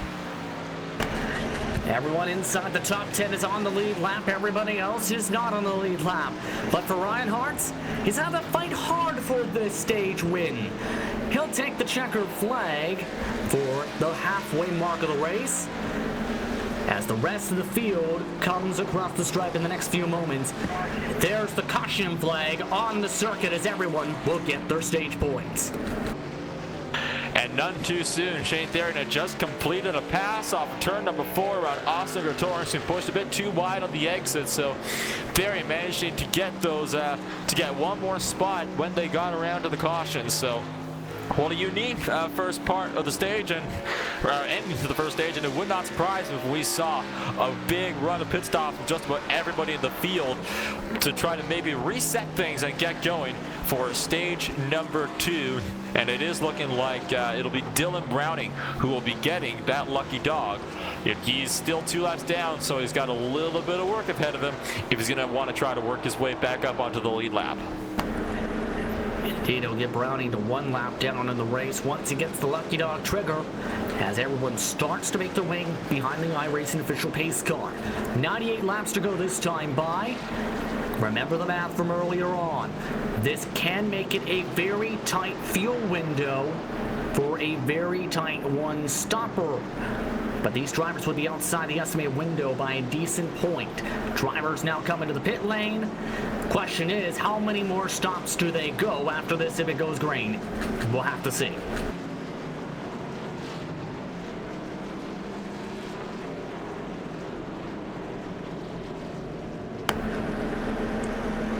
Should know Robert Kenny elected to stay out on the racetrack. See who can come out first in the race off the pit lane this time. Or if anyone tries the strategy, Durham rolled the dice. He took 2. Steve Durham to the race lead. Hartz, Gomez battled with Jump. Jump was able to beat Gomez off the lane. Robert Kenny elected to stay out to try and get a lead lap point in this event. We'll take a step aside. When we come back, we'll have more coverage of the Adrenaline iRacing League and the chase for the Adrenaline Cup. You're watching LSR TV live from the virtual Milwaukee Mile in Milwaukee, Wisconsin.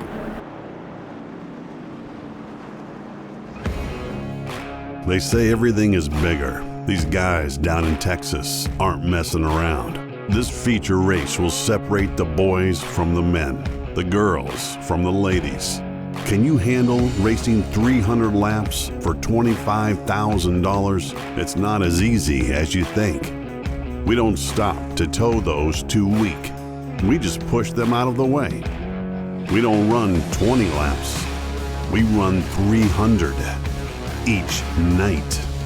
We don't care about what you and your boys have under the hood. Bring all you got. Don't be scared. Call my Cowboy Jack today to get signed up. It all goes down on October 2nd and 3rd in Mesquite, Texas, just outside of Dallas. Kenny Wallace is coming back this year to try again. You don't have excuses. Go to LoneStar600.com now.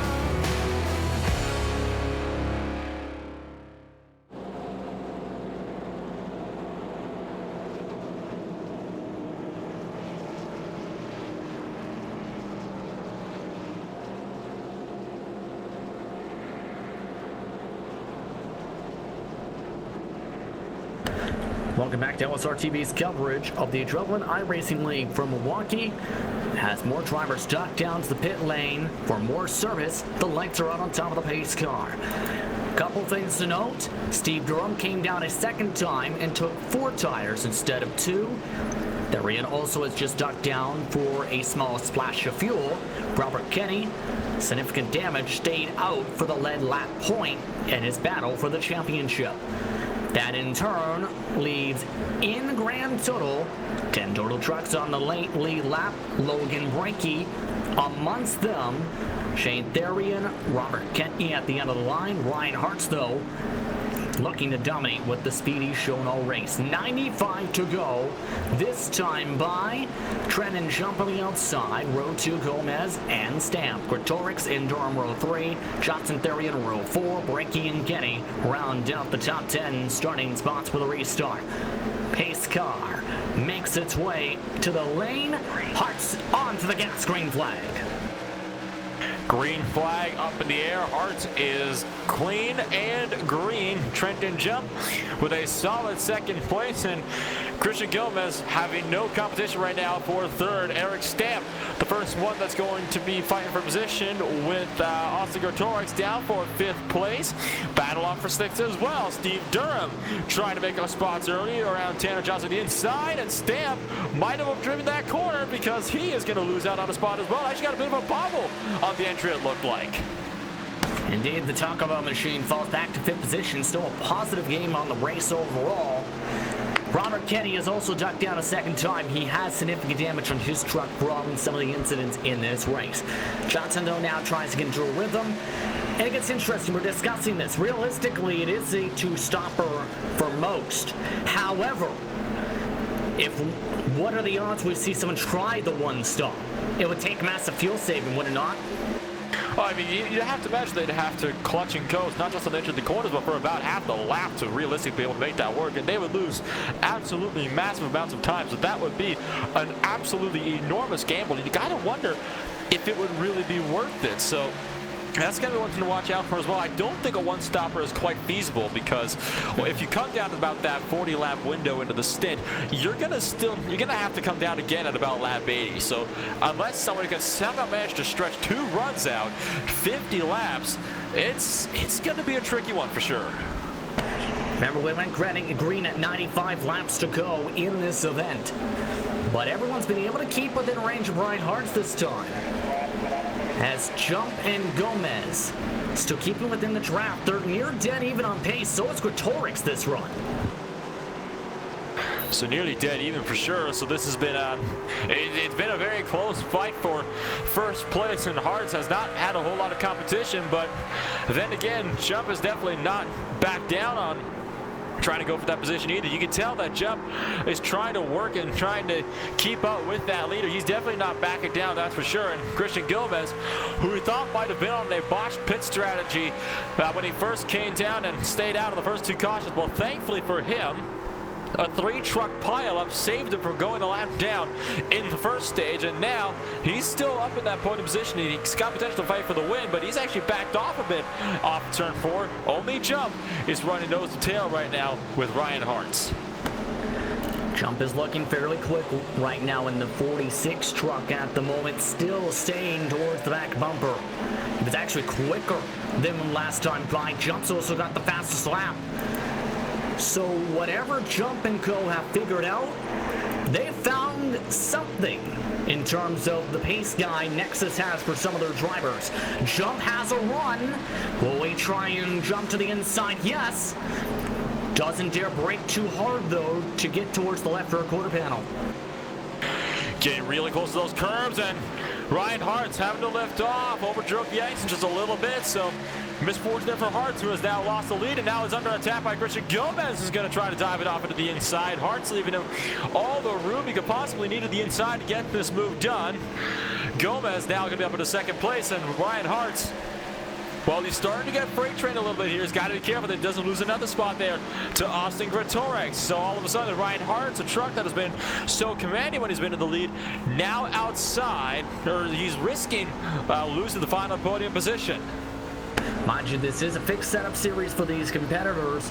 It just seems like Jump has figured things out for the second half of the race. He started matching the pace of Hartz in some portions of the long run.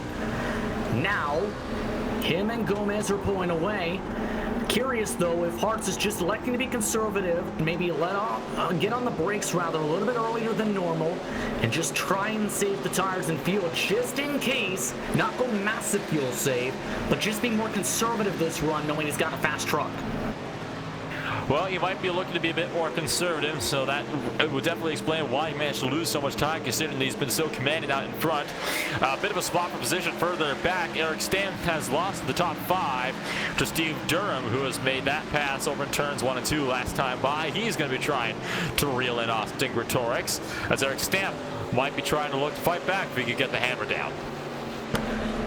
Taking a look at the 53, tries to keep within range of the 10 truck. 3/10 lost last time by for the Taco Bell machine.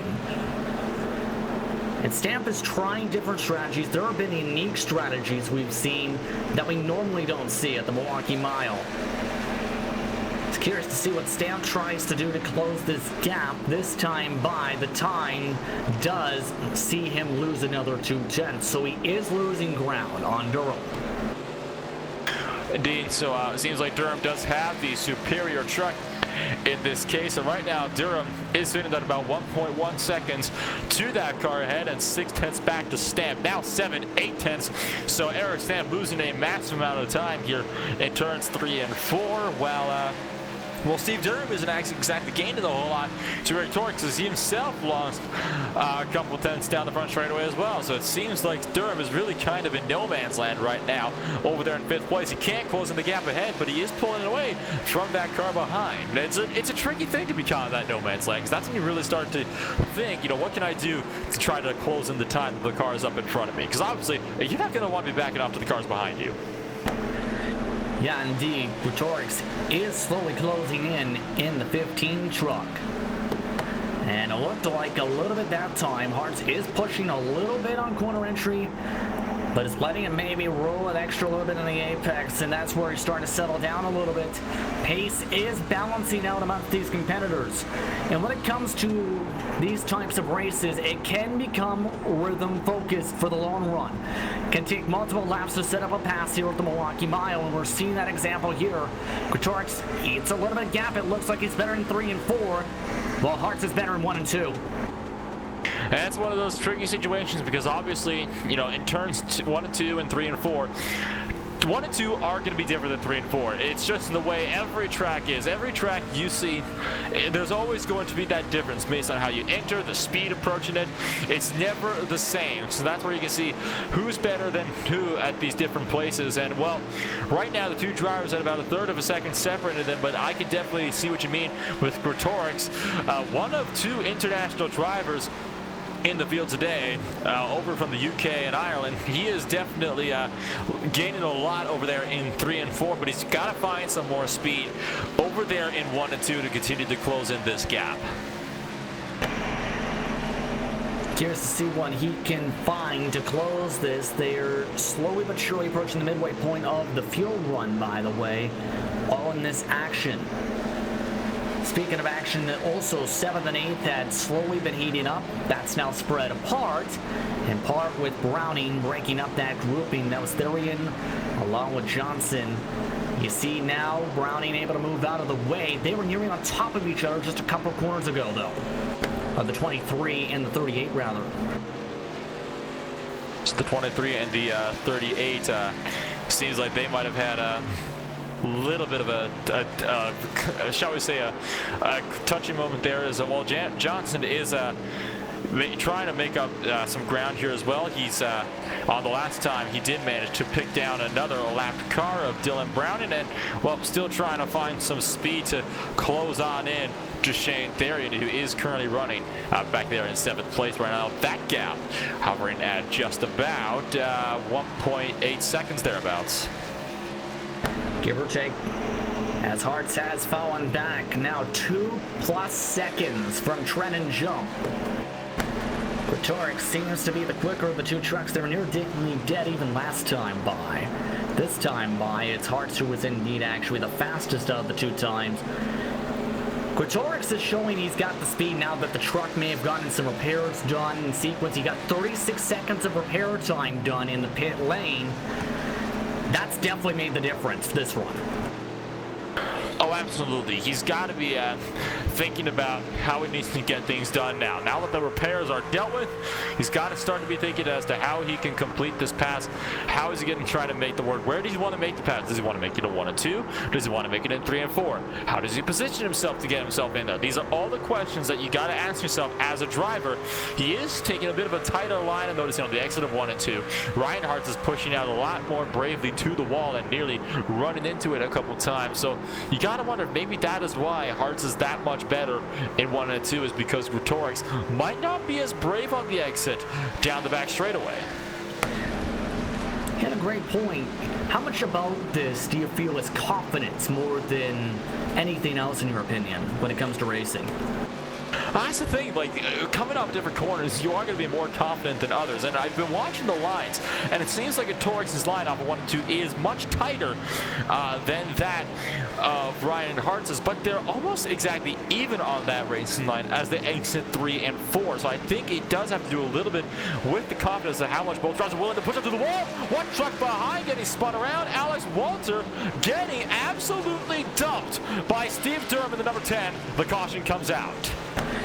What happened with the 63? Well, on the replay, lap truck high, Durham comes up, bye-bye lap truck. That, I feel, might have been a little bit clumsy on Steve Durham's part. Yes, the truck is a lap down, but you got to remember as well that it is, in the end, up to the lead lap trap to to pass safely. And Steve Durham did not do a whole lot of lifting until just before the contact was made. So maybe Durham misjudged, but regardless, a bit of a clumsy accident, shall we say.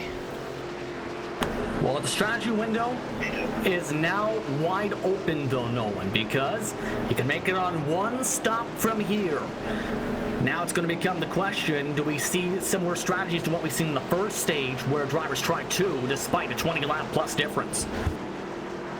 I think this is definitely where it's going to be, where strategy is going to come into full fruition here for sure. You know, if they pit now, a full fuel win will put them to about lap 170, which is more than enough to make it to the end. And as can be expected, almost all the trucks on the lead lap are going to be coming down to the lane. It looks like actually all of them did come down to the lane. So, well, Trenton Jump leading them down. We'll have to see who will lead them off. Will there be any drivers that will take 2 tires and the drivers that will take 4?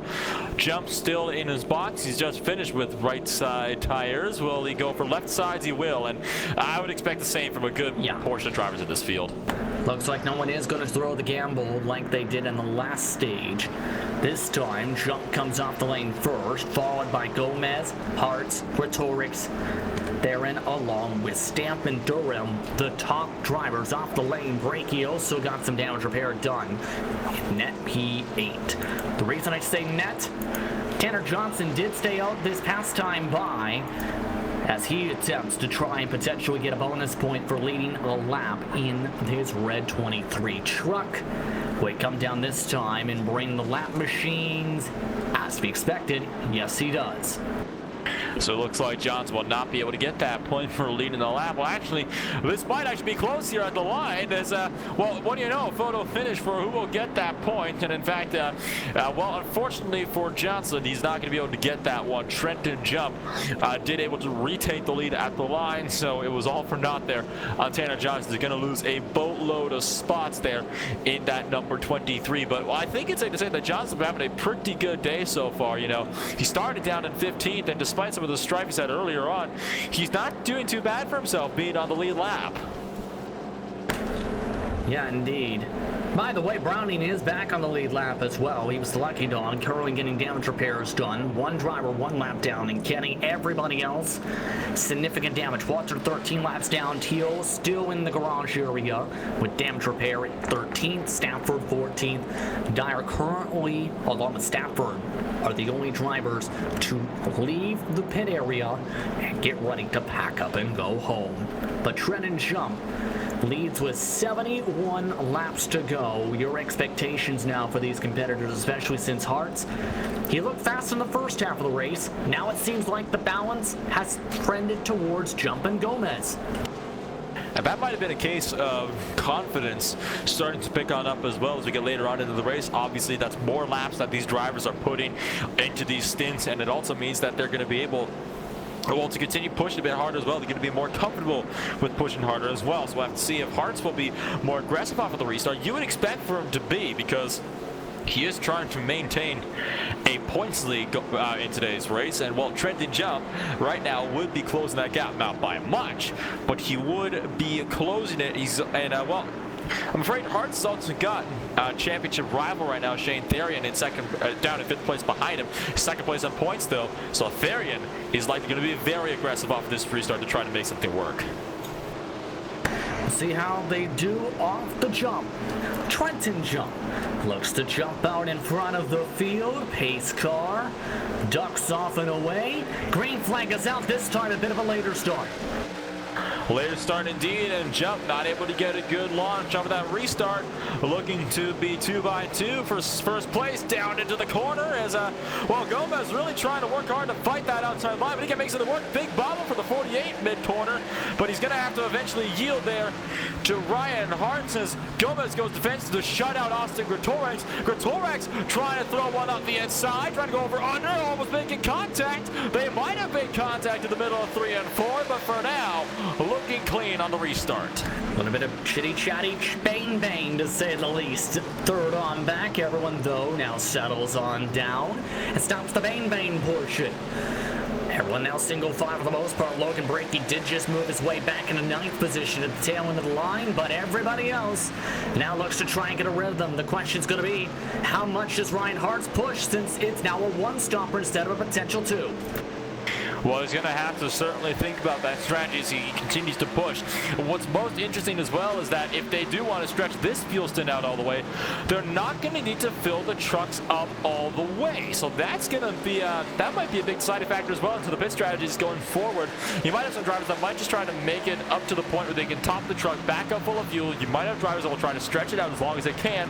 So it's less fuel they need to put in going forward. So it's going to be a very curious situation going forward to see who is going to be able to try to play that strategy out perfectly. This may very well come down to a pit strategy race and not a fuel mileage race. Very curious who will take that strategy in this event now, as Hartz Stoll's on to second. Gomez is in third. He's got a decent cushion back to Gretorix. Give us a shout out again to Therian. Remember, Therian had to get some damage repair as well at the end of this train. At one point, he was struggling the last run. Now, he's got a chance for a top 5 despite getting spun around in the first stage.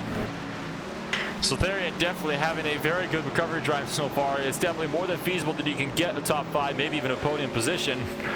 While Ryan Hartz continues to try to close in that gap enough to Trenton Jump that he can try to pounce for the lead, and right now just is not close enough on the entry to the corner. He's got to try to find some way to close it in fast. He's got to get a better drive off of those corners if he's going to have a hope of making something work here. Taking a look for the back end of Jump. Hartz got really close last time. This time he tries to cut underneath. Look at how close that got, my goodness. Well, it's definitely getting very tight between your fight for the lead here. Ryan Hartz is brave to try this time. He might try and dive with the inside. He's not going to go for here. Could potentially go for a bump and run. We've said that it's possible. We've seen it once, twice in just this race already.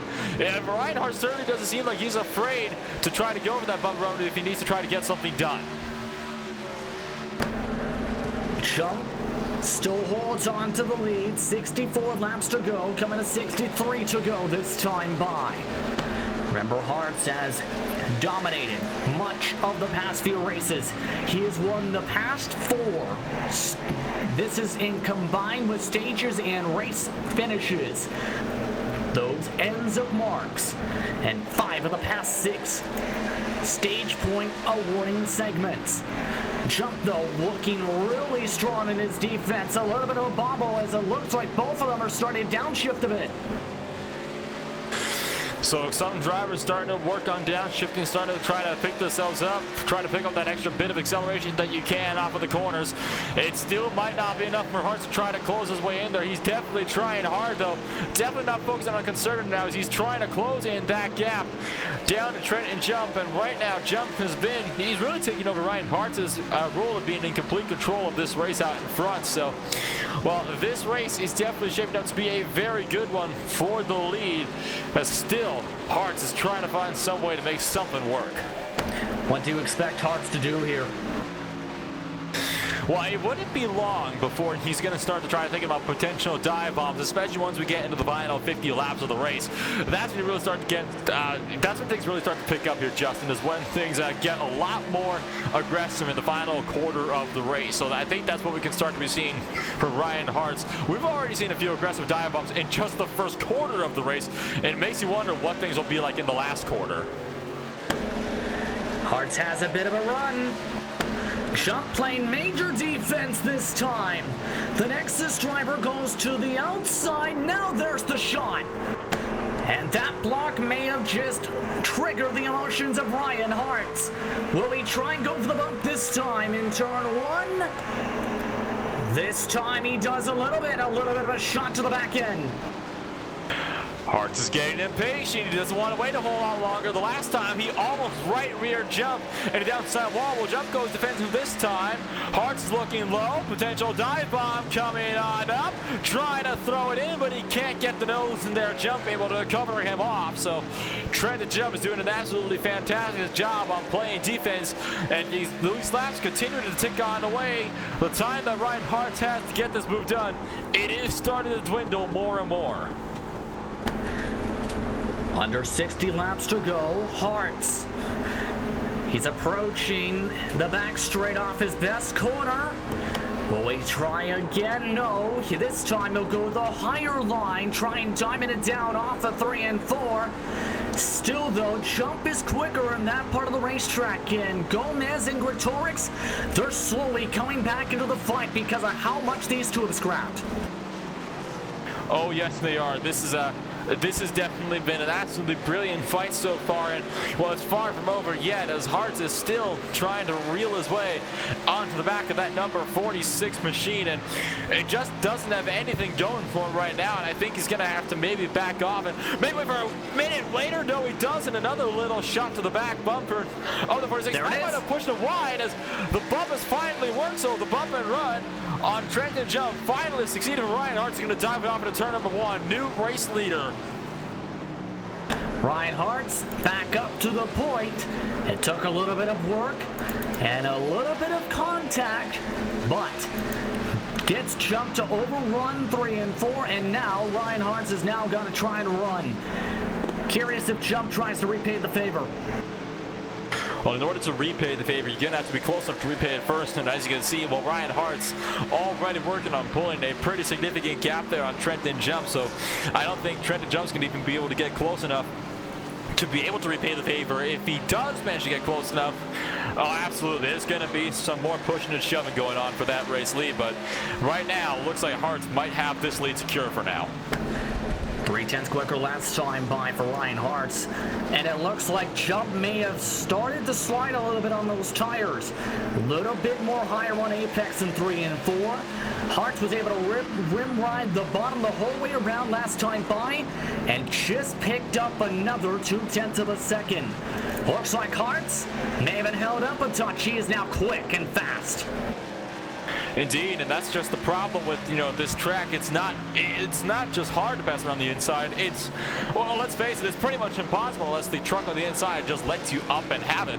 You got to make that pass on the inside, and Jump was just doing such a good job of covering that inside that Hartz wasn't able to make it work, and now Jump is losing more time to Christian Gomez behind, so the battle might be on here for third place shortly. Yeah, the pace has fallen off for Trent and Jump from trying to hold on so long in front of Ryan Hartz.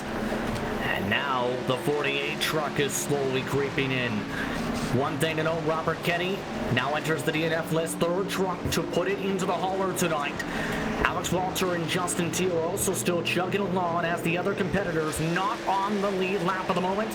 Lead is currently separated from first attempt by 10 seconds.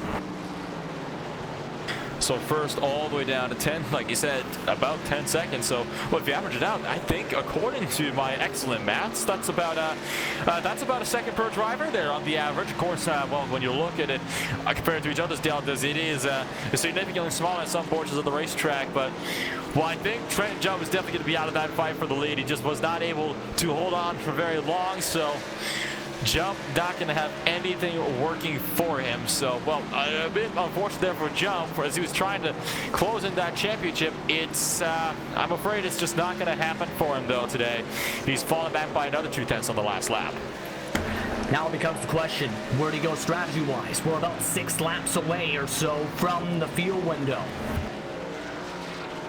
That is going to be a very unique question, actually. Like I said, about 6 laps away from that fuel window where you'd have to pit once to be able to make it through to the end of the race. You got to remember, though, a lot of these drivers did pit, so some of them might be able to even stretch it out for another 20-some laps here. So it's going to be unique to see what the pit strategy is going to be, because I can imagine it would 100% diverge between different drivers throughout this race. Now, a lot of potential for diversity in terms of strategy. Jump continues to hold on the second for those tuning in, losing a 10th a lap. Ryan Hartz also now has a lap truck between them. That's Alex Walter just up the road. So Alex Walter just up the road, and he's going to be, well, literally up the track as he's into that top group right where the marbles are. So going to let that battle for second place on by. Walter's not doing a whole lot to fight. I think at this point, Walters is just in this fight to try to pick up some laps and maybe some more spots if any other drivers happen to have his fortunes. But Walter running 15 laps down, so I think it's commemorable that he is, well, still with us in this race. He does have a chance to pass Kenny for 11 since he DNF, but now, how long do you think Jump can hold on to this? Well, not much longer. I'll tell you what. It was only a matter of time for Ryan Hart, and it's only going to be a matter of time for Christian Gomez. The matter is going to be, will Jump be as aggressive in defending second place as he was for first? He certainly is not getting out of the way of Gomez. He's not trying to make it easy on that 48 truck. So, well, Gomez might have to rely on better runs up the corner. He's already going to look to the inside here of Trent Jump, who immediately lets off. And, well, there you have it. Battle for second done and dusted. Gomez had that one easy. Damage is already done, though. Gap is more than 2.5 seconds between Hartz and Gomez. And right now, Hartz is a 1/10 of a second quicker than anybody else on the racetrack. That's how well he's been able to preserve the tire heat in his Goodyear Eagles. He's been able to definitely conserve those tires a whole amount, and it certainly has helped him in this race. It is no doubt going to continue to help him in the run down through this race as we get closer and closer to that checker flag. We are left with less than 50 laps to go.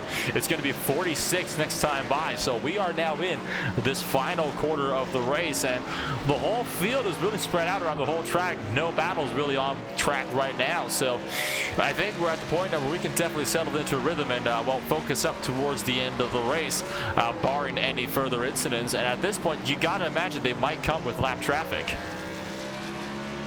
Especially if things get really staggered. Remember, there was a decent amount of traffic in the first stint after pit stops, and some pit stop bloopers, to say the least. And now, everyone's got decent space. Drivers can make it from fuel from here on out. No one making the peak toward that way yet. Battle might be on for 10th place here shortly between Logan Brakey and Tanner Johnson. That gap has been closing by some margin. Brakey was 2/10 quicker than Johnson on the last lap, and Johnson running a bit wider off of turn number 4. Brakey kept the title line in. Brakey's front end not looking very healthy, just like Johnson's back end not looking very healthy either. So Brakey might be trying to look for a move here to move himself further up the order.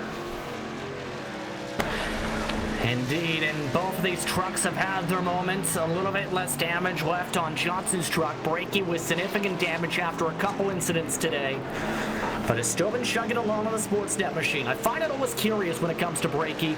Always shows support for the Canadian brands. Gets some support from his teammate who will let him on by, but Browning is in the pit lane. Browning is down to the pit, so it seems like pit strategies are well underway here at the Milwaukee Mile. And he'll be definitely the first driver who will be clear to go right to the end of the race. But one thing to note here, Justin, he's on lap 157 right now. You needed about 40 to 45 laps in the fuel window, so it looks like Browning might be trying to cut it a bit close here. Might be a little bit tight.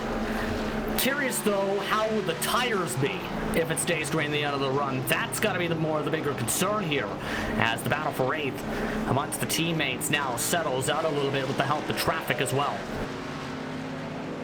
Indeed, so traffic beginning to settle on out, so we're gonna have to continue to just monitor this and continue to see just what we'll be able to make of this. So pit strategies, well underway, and I think it's at the point now where it's almost going to become a talking point here within the next 10 to 20, beg your pardon, realistically now in the next 20 laps, that's when the pit strategies are going to come into full fruition. This is where we're going to see which drivers are going to want to pit first, which drivers are going to want to pit later. And remember, the amount of fall off in this run is about 0.8 of a second for some. Others, it's nearly a full second and a half, which is gigantic on the track. And trouble out of 4. Browning, fresh out of the pits on cold tires, spins it out. And now everybody can make it after Browning has trouble off the corner. Completely self-initiated. It was, a little bit, the back had stepped out to the right, the car shot to the left, and then he overcorrected again, and that sent the car full around. So there you have it. So, misfortune there for Dylan Browning.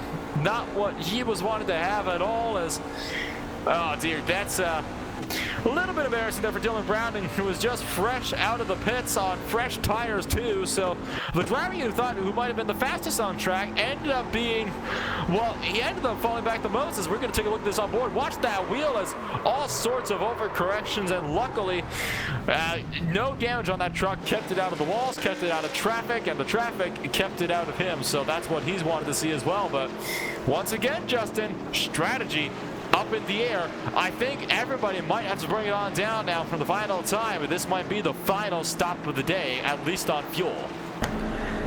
Yes, indeed. There goes Ryan Hart, Gomez, Jump, Gretorix, just about everybody coming down to the lane, as to be expected after the caution flag. And it's still a situation where a majority of the field likely to take 4 tires. Now it's the matter, though, of who gets the best stop out of these drivers. So we're going to have to wait and see. The race for down on pit road is on. Who will be the one to lead it off will be the question. Most drivers taking 4 tires. It'll be Austin Gretorix to lead them off of the lane. Ryan Hart losing out. And Gretorix took 2. So a more unique strategy calls here, Justin, to really shake things up in this race. And even with taking 2 tires, he just barely beat Ryan Hart off of the lane.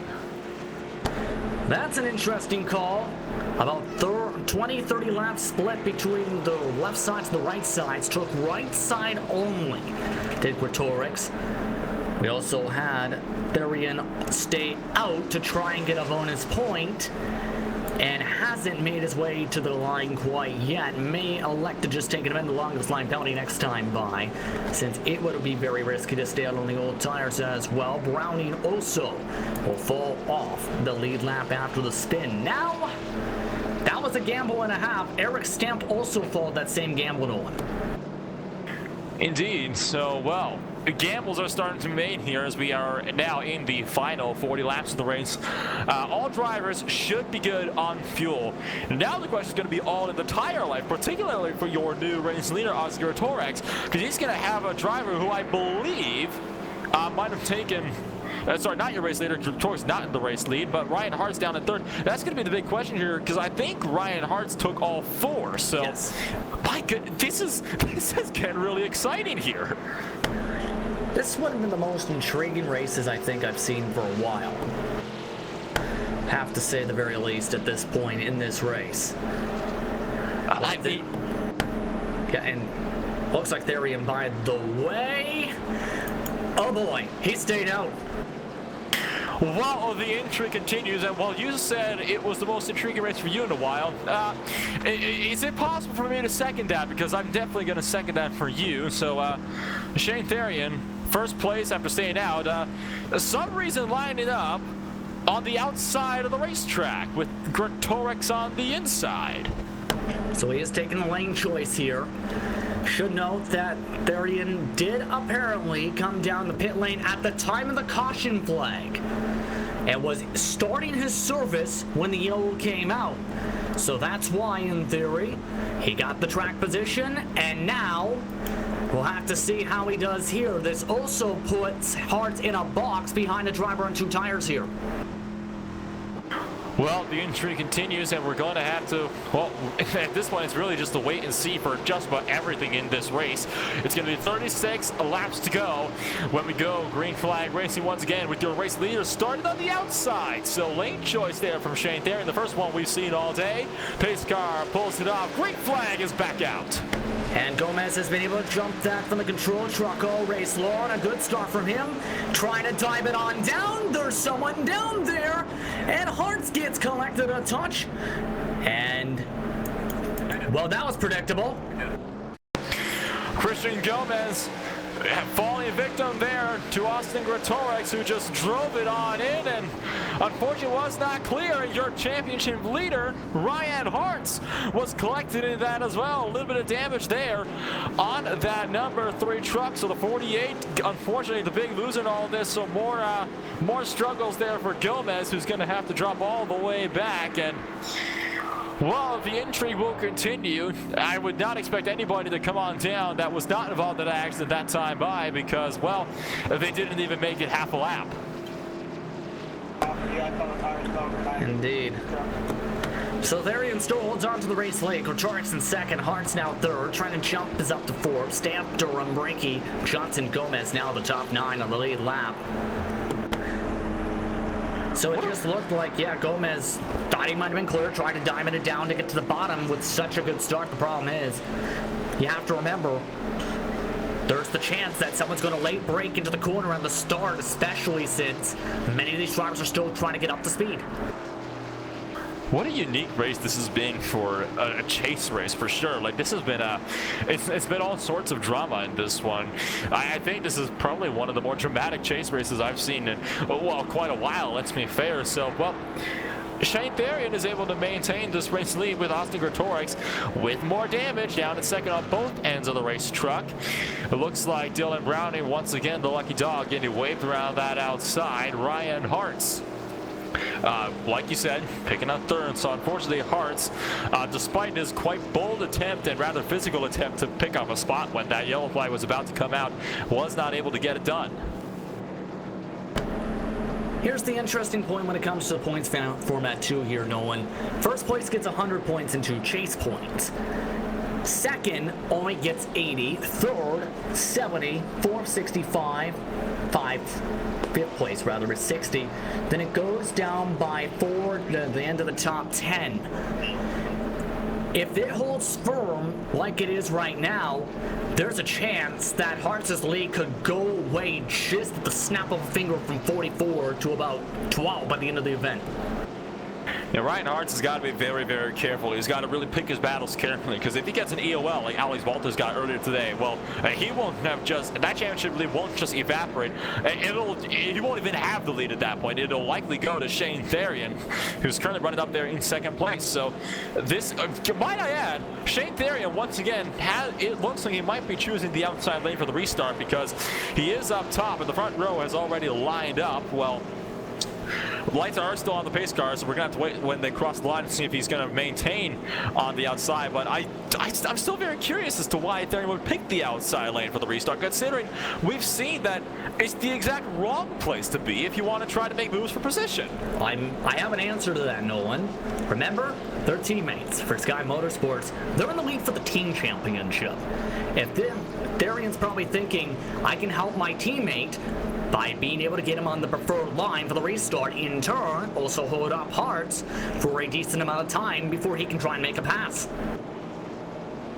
It's certainly a good, that's actually a very good strategy there. You know, Gretorix can easily, they could have let the teammate run away with the lead on the outside, let them get clear, and well, check out the inside line. I think that's actually what we saw happen on that other restart as well, because I did notice the outside line got a much better jump on that one than the inside line, which has definitely not been the case. It hasn't been the trend throughout this race, and it looks like, well, it's clearly not 2 degreeing yet because, or clearly not 1 degree, excuse me. The lights are still on, so, well, this caution, the way the strategy's playing out in this one, it's unique to say the least. There's been a lot of diverse strategies, it's certainly been a trend. This has been very much a strategy race. It's been really a high-paced game of chess if you think about it.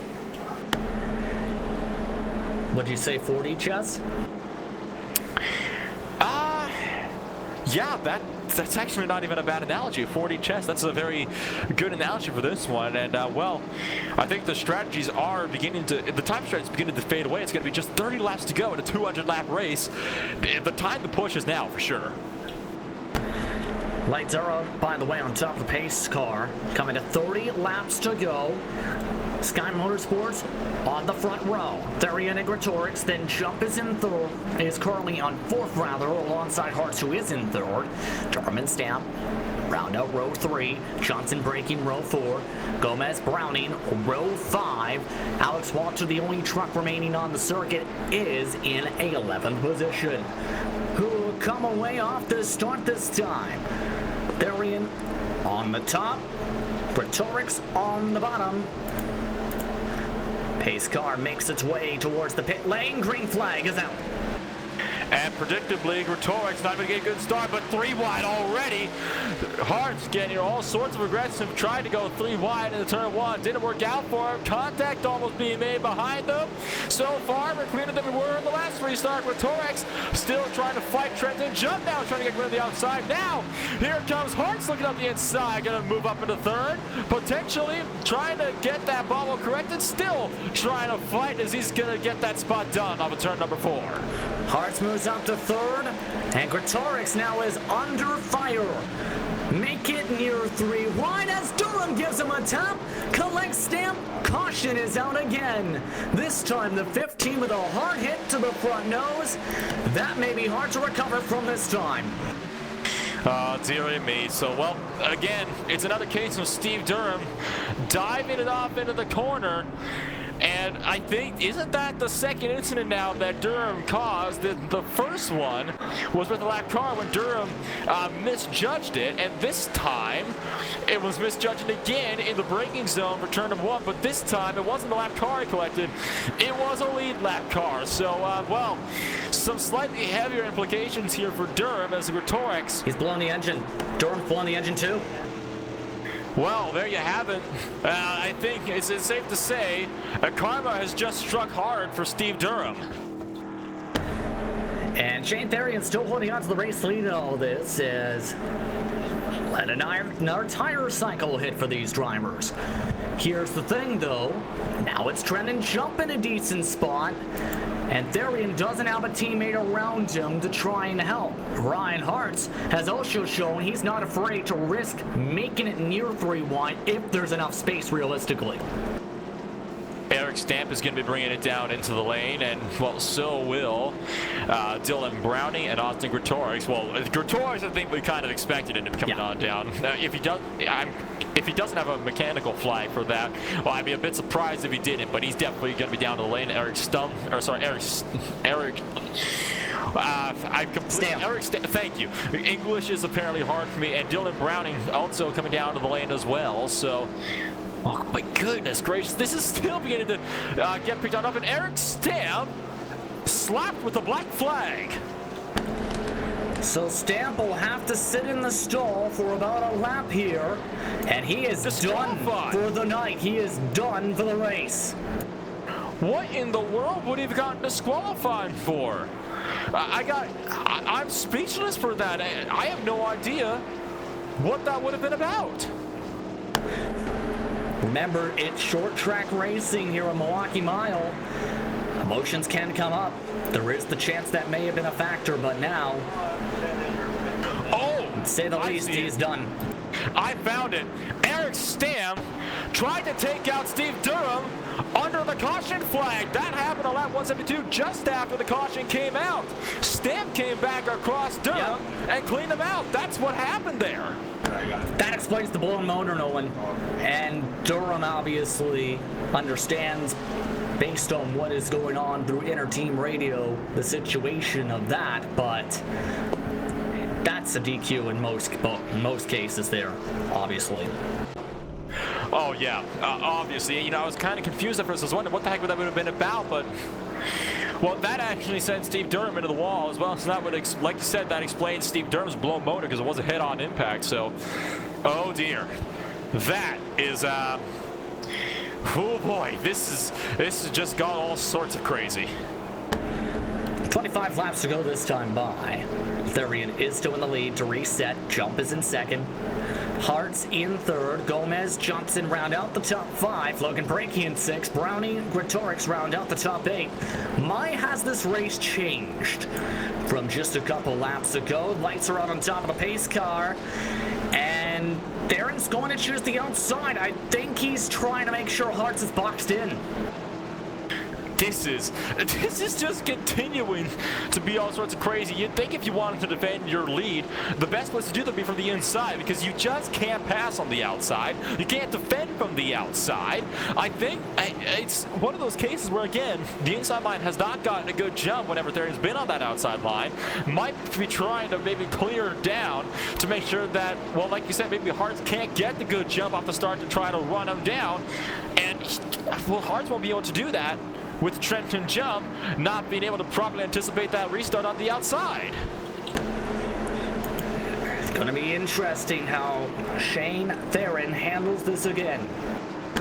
24 laps to go this time by in the second race for the chase for the Adrenaline Cup. Green flag is out. This time they're bunched up a touch. Gomez able to get through the gears. Hart's really held up by Jump. Trenton Jump not having a good restart at all. Still double file down through turns 1 and 2. Very few trucks left, but we are now in the final 25 laps of the race. Gomez getting shuffled out wide.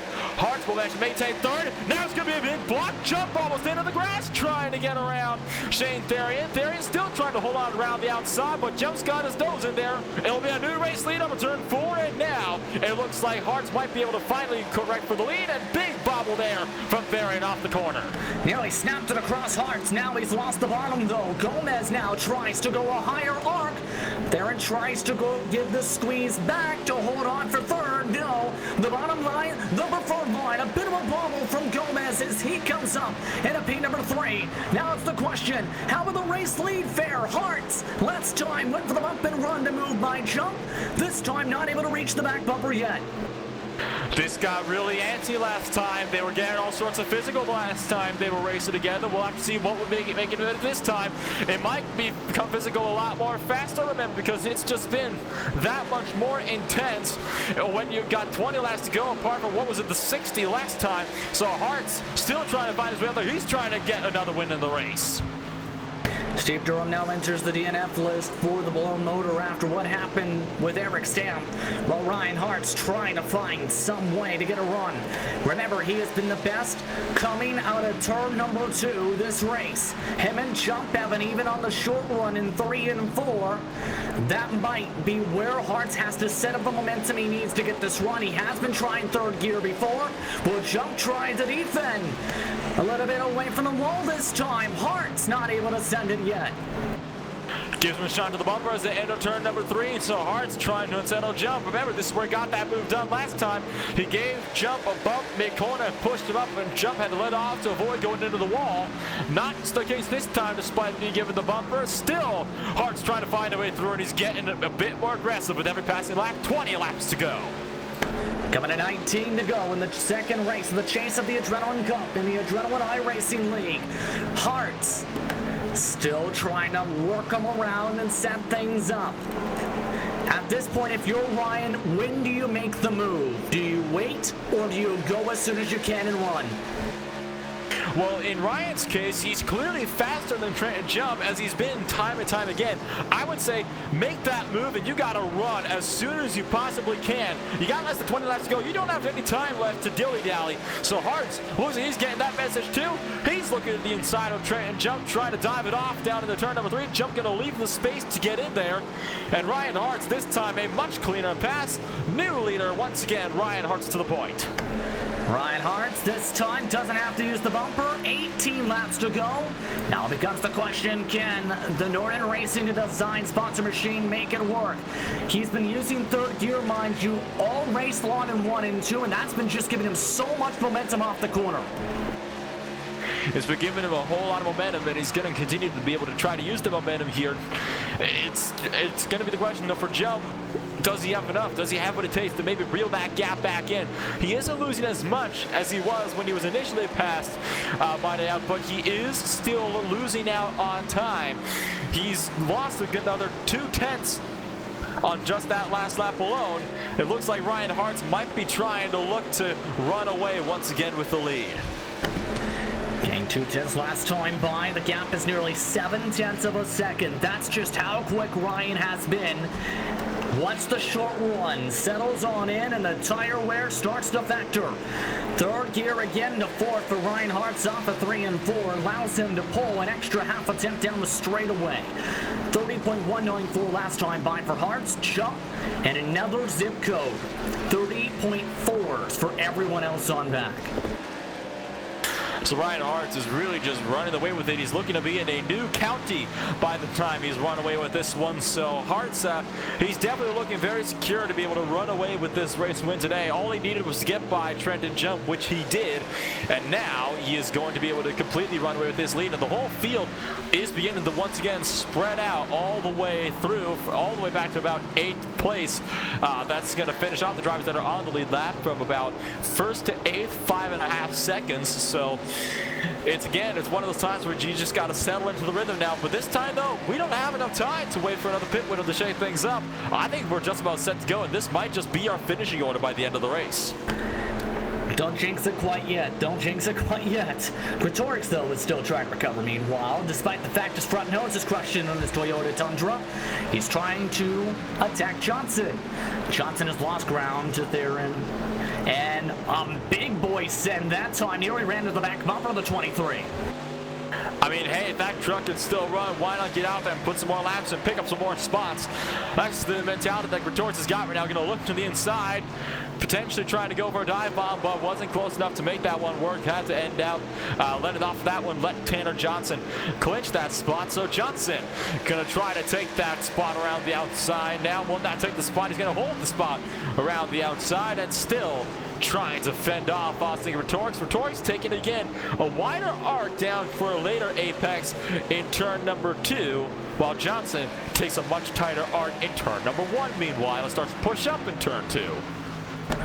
Some interesting theories and lines in this one as Gretorix goes with the higher line this time to 3 and 4. Remember, Logan Reiki is also waiting in the wings just in case things go crazy, where he gained about a 10th last time by. 11 to go this upcoming time by. Gretorix still amongst the drivers looking to reel in Theron for the top 5. Theron 31 flats, everyone else 31 flats or 39s behind him. So this is, it's definitely been looking intense, especially for Shane Theron. And now that, now that Ryan Hart's has pulled away with the lead, it looks like Ryan is perfectly set to continue to run away with this championship. He's definitely going to be extending that gap out Shane Theron of the second place driver, who was 44 points behind going in. He's only going to be losing more of that gap. So Theron definitely hasn't had the race go quite his way. He was looking to be extending his lead out, but got his help abandoned and got sent around to bring out one of our late race cautions. So it's been very unfortunate for him. And Bronson Stafford in 3rd place. He's been eliminated due to other issues earlier on where he had to retire. Eric Stamp in 4th place has been disqualified from the race. Robert Kenny is also out. Ryan Hart's has absolutely nothing to stop him from continuing to extend his championship lead here. Everything's gone his way in this race today. There's a chance he grows a massive gap in the standings. 9 laps to go this upcoming time by.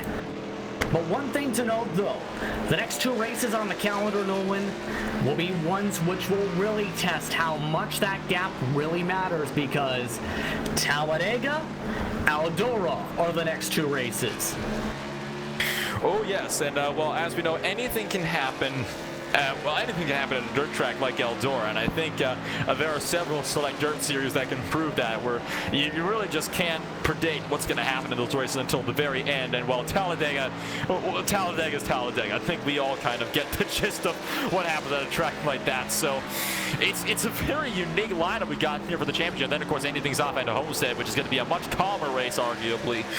But you got 2 very chaotic tracks that have been coming up, so definitely still plenty of opportunities to shake this championship up. Absolutely. Still trying to shake things up for 6. Gretorix, he slowly crept back up again to the 23, and Logan Brakey is slowly reeling in these 2 as they continue to scrap.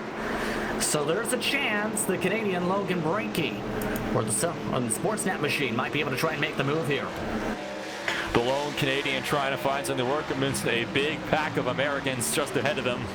Gretorix, well, really, you got your 2 international drivers running with each other. Of course, Gretorix is from the UK, and then, you've got Brakey, the Canadian, right behind. So you got your international drivers that are looking to duke it out. Now Brakey has closed the gap, and it was enough to cause Gretorix to go on the defensive this time. Brakey trying to find something to work. He's trying to go for an over-ender off of turn number 4.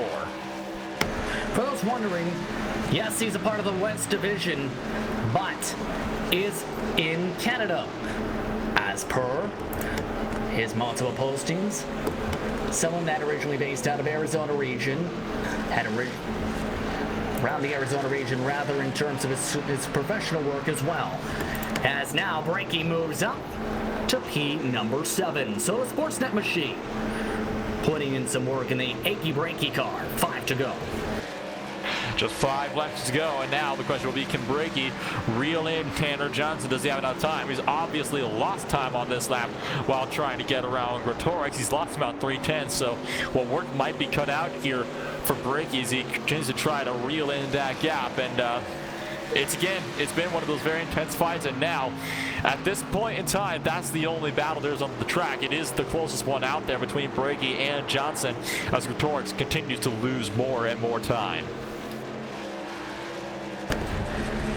Taking a look at Ryan Hartz again, 3 to go this time by. And again, one of those drivers you have to keep an eye on. One of the Nexus machines looking to be a statement driver. And the Road to Pros side as well. Just out of curiosity on his dirt side, it may come down to Eldora based on how point structure may go to clinch a title. He has 9 career dirt starts. Just think about that if he has to go to Eldora to try and fight to win the title. He's got his work cut out for him, I think it's safe to say. 9 dirt starts, and you wonder how many of them are going to be in one of these stock trucks. So he's got his work cut out for him, so it'll be an interesting Eldora race, that's for sure, especially in the championship. I feel like that might be the big shakeup point for sure as well. Well, Brakey, with coming up to 2 laps to go, has caught Tanner Johnson, is looking on the inside in turn number 4, and he's got the position made. Here's the look now, as Brakey has been the quickest out of that 3 truck grouping for the past 10-15 laps or so. And Brakey, decent recovery for Mr. Achy Brakey. He'll sing his Achy Brakey heart out for how this race has turned out for him. For Ryan Hartz, he'll get to cheer his heart out. White flag is out. 1 more to go for the Milwaukee Mile. It's been a season of dreams for the Nexus Esports driver. Domination from the drop of the hat. 6 wins, 10 poles, 8 top 5s, and 10 top 10s. Out of 11 now stage wins, and his 7th victory on the trot. Ryan Hartz out of turn 4. He wins it at the Milwaukee Mile by more than 3 seconds. So Ryan Hart's winning this one by a country mile. So absolutely nothing there was to challenge Hart's for that win, and he's going to extend his lead out in this championship by a very huge margin. The closest driver to finish him, 5th place, Shane Therian, not having the race he wanted to have. He wanted to try to gun for the championship, but still, well, it's far from over with the 2 tracks that we know are coming up next. Going to be interesting how the championship now fares after this run from Ryan Hart. Just in comparison's sake, Therian will lose ground in 5th. Out of everyone else, though, inside the top 5, none of them finish. Stafford, Stamp, and Kenny, all DNFs. Hart rips the heart out of his competition with a burnout.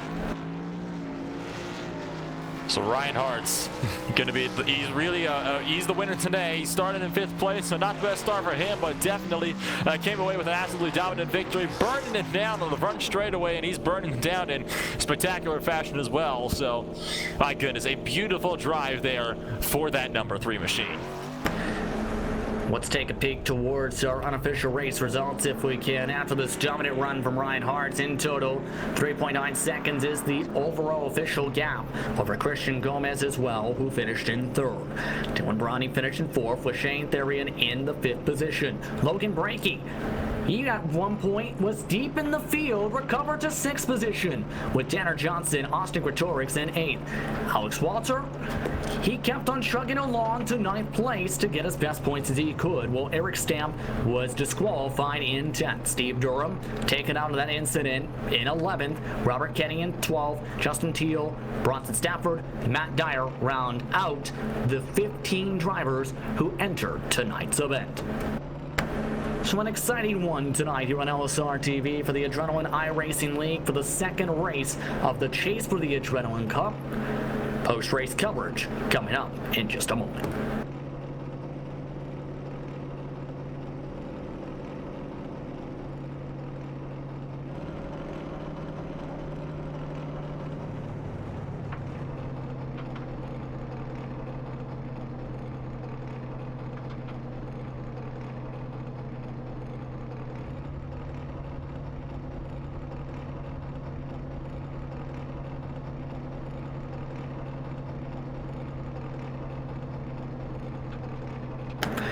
Welcome back for the Clan Wars servers post-race show.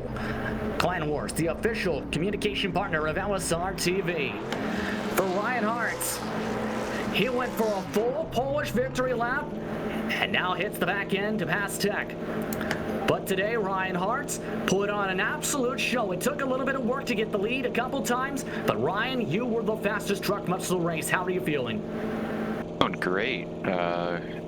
Glad that I got another win under my belt, more points towards the championship, and this is what I plan on keep doing this, just trying to win the stage. That was my goal in the first part of the race, at least beat people who are close to me in points, and I won it anyway, so that was good, and ended up winning too, so it all works out. It did very much work out, especially since 3rd, 4th, and 5th place did not finish today's race for the chance to grow the gap. But you had to fight for this one. There was so much strategy in this race, it seemed, today, in many different portions. What was going through your head as this race progressed, especially with how things trended? We could only go about 47 laps or 48 laps without saving fuel, and it kind of messed up everyone's strategy because we have a stage at the halfway break, so people were wanting to do a 2-stopper or a 1-stopper, and I was going for the the 1-stopper. I'm sorry, and pretty much the first 3/4 of the race I was just saving. It was a little bit boring, I'm not gonna lie. I wasn't really racing, I was saving a lot, trying to do the 1-stop strategy for the first stage. Then we got a yellow, and I was able to just race my way up to the lead and got the stage win. And then it was the same thing for the second half of the race. I tried to save as much fuel as I could so I can do the first half. I wanted to do like 55 laps or something so I could just pit and then make it all the way to the end. But then again, the yellow came out, and then I was like, all right, it's game on. I can just go for the win because it's no more fuel strategy. So it all worked out. Indeed, and your gap definitely grows in the championship standings.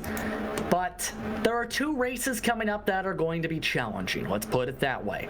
Talladega, Eldora, to try and clinch the title before you head towards Homestead. Your thoughts on Talladega first off? I feel much safer at Talladega than I do at Eldora.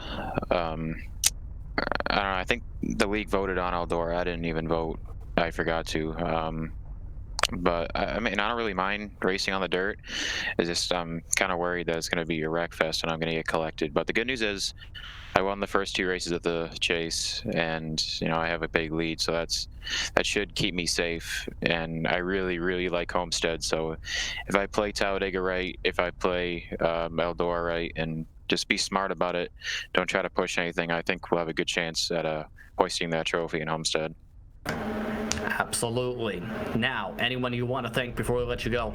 I definitely want to thank you guys. I know I've raced with you a few times, Justin. Hopefully I see you soon on the track. And I want to thank all the guys for racing clean tonight. It was pretty fun once we got to race. And I want to also thank Nexus Esports. They're the team that I'm on, and they're the reason why I'm always up front in this league. They taught me a lot. So love to get these colors on victory lane. And that's about it. Congratulations on the victory tonight. It's your 7th on the season. Congratulations. You guys. Reinhardt's coming home with the victory today. Trenton Jump came home in 2nd. He'll be standing by with Nolan Rempel. Nolan? Well, Trenton, it was certainly a rather unique race, shall we say. Definitely an intense one for the championship. And, well, you ended up coming home with a 2nd place after a very admirable fight, shall I say, with Reinhardt trying to hold on to that victory. He gave you a shot to the bumper a couple times there as well, trying to get around you. Well, how do you feel about, well, for one thing, about the hard fights that you were having for the lead-up? Yeah, I'm pretty proud of myself. Had some decent pace. I mean, I came in this week and just absolutely hated this track with all that I had. I just couldn't get it down, and then the other day I just started really clicking off laps and just trying to get in a rhythm. And proud of myself for what I did today, considering how last week was, coming home 14th or whatever it was after getting wrecked on lap 3. So needed a good points day for sure, and that's what we came here and did. Well, I certainly am glad to see that you went home and you did come up with a good points finish today. Of course, you were 10th place in the chase coming into today's race. And, of course, it's pretty safe to say you are going to be definitely increasing your place. So do you think you'll be able to carry those momentum and maybe, just maybe, get a run for at least the top 5 at the championship by the end of the season with 3 races? Yeah, man, I'm going to give it hell for the rest of the year. I'm going to full send it into Talladega, and hopefully we can survive that. And I'm all for the dirt, man. I'm ready for Eldora. I was one of the big advocates for that all year, and glad I showed up and got my chance to go display my talent. So hopefully something works out before the end of this. So you're saying you were actually an advocate for Eldora. I take it that means, though, that we could be expecting a pretty big performance from you over there, huh? I'd like to think so. Well, and before we let you go then to celebrate the great race today in the 2nd podium position, do you have anybody you'd like to shout out for us today? Yeah, I'd like to thank all you guys at LSR TV for all you do for us. You make us look really good, and all you guys commentating are doing a great job. I'd like to thank Justin Teal at That Color Teal Graphics for painting my trucks, Bud Light, and just everybody else that helps me out throughout the week getting the stuff done. So that was your 2nd place finisher, Trenton Jump. Trenton, thank you for taking the time to join us today. Yeah, thank you. And with that, I think it's about time to move on to your 3rd and final podium finisher. I think Justin is going to be standing by with Christian Gomez. Yes, indeed. Christian had an interesting 5th race of his career in this series. Christian, first of all, how would you describe how your race went today? Because you tried a lot of different strategies at some points. Well, that was something. Yeah, I tried 4 tires, 2 tires, short fuel. Man, when you're competing against a guy like Reinhardt, you gotta throw everything in the kitchen sink as well. It's just unfortunate the cautions kind of ruined my strategy there towards the end, and it's one of those things. And I mean, it was a good race. Still got a podium finish out of it, talking with y'all, so that's good. And yeah, we'll see what happens moving forward. Indeed. And mind you, it was a decent recovery from Yuma from when there was that incident before off one of the starts where you were trying to come up after the launch off the top side. What happened in that situation, in your opinion? It's just one of them race deals. It happens. 15 car, I feel bad for him. He was having a hell of a race. He's a road racer just like myself, and Milwaukee, I really thought it was going to be a good race for guys like us that would usually do road racing more, and it was good to see him up there. Unfortunately, what happened to him there, and yeah, I mean, I was able to recover, so I can't be really that mad. In that situation, I was fourth. I ended up third at the end, so still got a position gain out of it, so it happens. Next race, though, is at Talladega. Your thoughts on going to a super speedway? It's the second time at Talladega in this series in the past month and a half or so.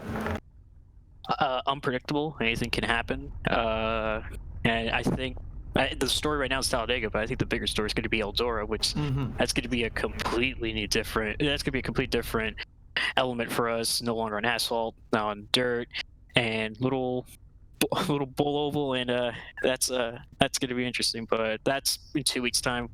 But as far as Talladega goes, just preserve the car. Don't get into much trouble. I'm fighting for the everybody else championship, and I'm trying to get my iRacing credits, the prize money from that, so I can keep racing here next season because I love the series. I want to race here. I'd like to thank you all here at LSR TV for broadcasting today, and yeah, I'm racing for my life quite literally because I need those iRacing credits to gain the tracks I need for next season. Lots of pressure today, Christian, or the rest of the season. I should rather say congratulations on a good finish, and I believe that lead will grow for the rest of the rest points. Thank you, guys. Christian Gomez coming home third today. Nolan, before we say goodbye, your final thoughts on what was a surprisingly eventful race. Well, it was definitely surprisingly eventful, and I think one thing that really helped it to remain eventful was all the different strategy calls that we saw taking place. We saw drivers staying out to take positions. We saw drivers taking 2 tires. We saw drivers taking 4 tires on a track where you'd think taking 4 tires would probably be the obvious choice every single stop. But you know what? It definitely seemed to all play out in the hands of Ryan Hartz, who, well, botched his qualifying lap, but certainly came back and with a great performance to come around for a win for the race. So it was a very good finish, all things considered. Absolutely. Your expectations for Talladega for these drivers then? I think Christian Gomez summed it up perfectly. Unpredictable. We'll see how things go at the unpredictable circuit. That's going to be a 94-lap race, halfway point at lap 47 at Talladega, at least a 1-stopper per stint. But it's time to say goodbye. I'd like to thank you for tuning in for tonight's coverage here on LSR TV from the virtual Milwaukee Mile. Congratulations to Ryan Hartz on his 7th victory of the Adrenaline iRacing League campaign. But for Nolan Rempel and our producer Charles Wooden, I'm Justin Prince saying so long. Enjoy the rest of your Sunday.